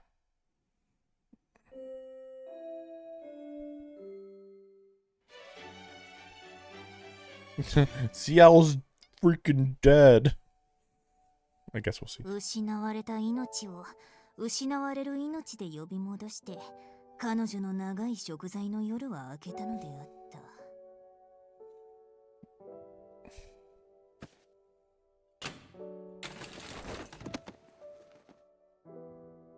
にゃんてね。シエルルートノーマルエンディングオツなり。悲しいけど教えてシエル先生はこれで最終回。Uh-huh. だって本人もういないんだもん。しょうがないじゃん。どんなに待っても夜に虹は出ないんだよ。ああ、いや、現実には稀に見えることもあるけど。太陽光は青色とか赤色とか、それぞれ波長の違う光を含んでいるんだけど、それをプリズムで通してみると屈折率の違いから分散して虹が七色なのはそういうことにゃんだ。空気中のこの現象は日光だけでなく月光でも起きることがあってさ。Yes, I know how light works. これをムーンボウって言うんだ。天文台があるような場所ならワンチャンあるけど。Stargazing country? シエルの故郷じゃやっぱり見えなかっただろうね。I assume it'd be like next to a waterfall at 一 night. 人で話してるのもにゃんだがね。やっぱここでお開きにすっか。まあピンで続けてもいいんだけど、やっぱ一人だとつまんないし。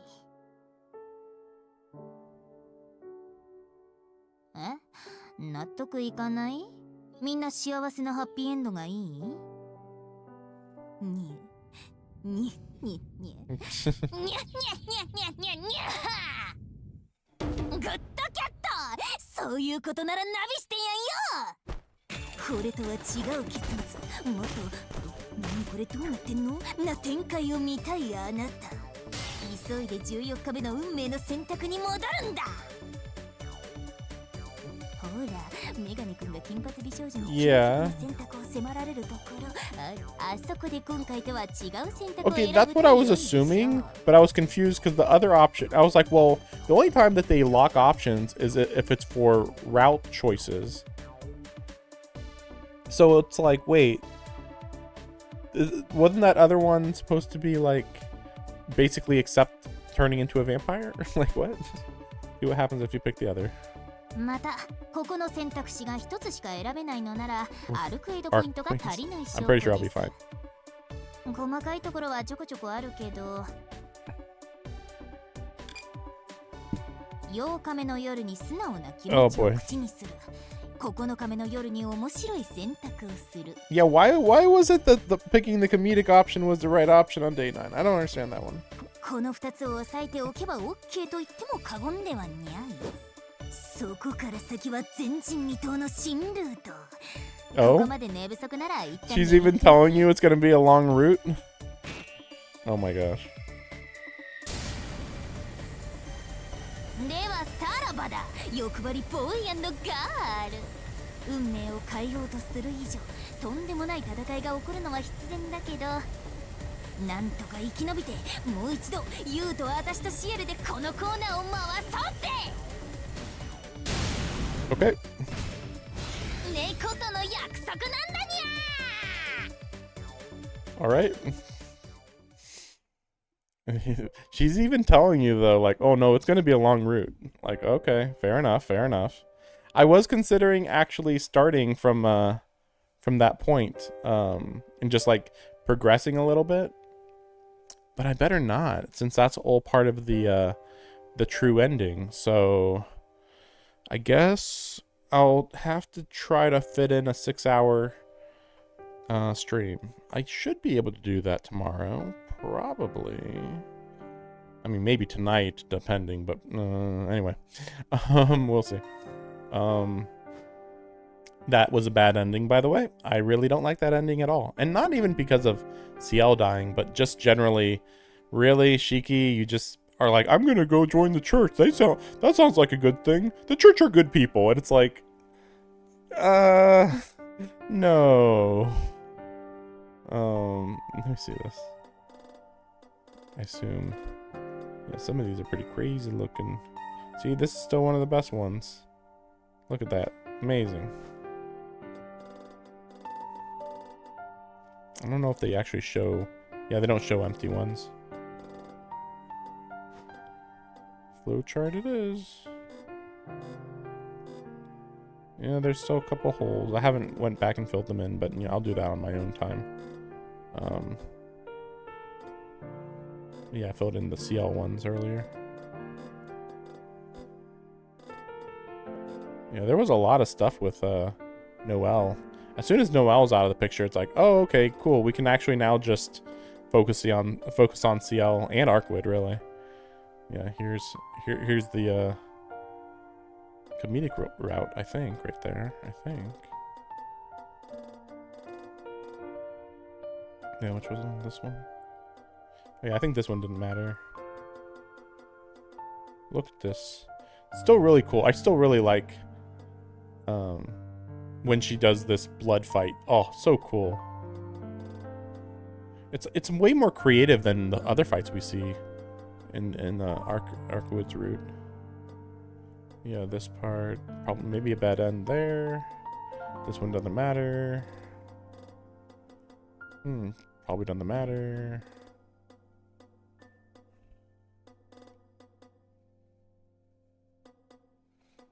Going crazy. Yeah, this stuff doesn't matter much, I think. Yeah, I believe so. Yeah, because this is like the shortest day. That was like an hour or something. And then, yeah, 13 was very long. Whoa, what the heck are these? Oh, so if you pick the other one, you just die. Yeah, you'll just go crazy. That's 4, I think that's 4 bad ends in a row. That's pretty crazy. But then this one, I don't know what happens here though. I don't think that one matters. Ooh, that one's probably really dark. She just kills you. Yeah, I don't know what's going on with that one really. Yeah, big day. 13. Is 13 the biggest day? Yeah, it's pretty close. Although night 8 is pretty big too. And night 5, of course.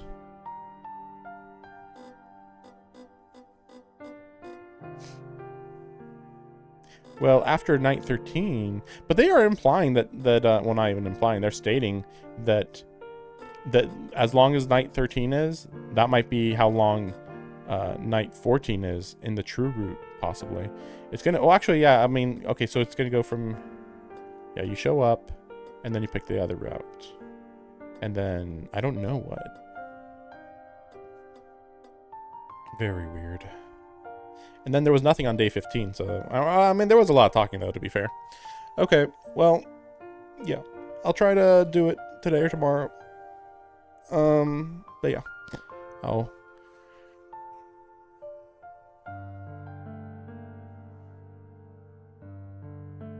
Well, anyway. We'll see what happens. Thanks for watching. We're right there at the end. Almost there. Tired of playing the game. Ain't it a crying shame?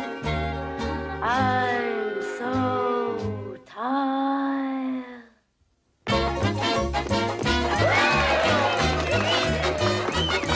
She's tired. She's tired. And tired of love. Give her a break.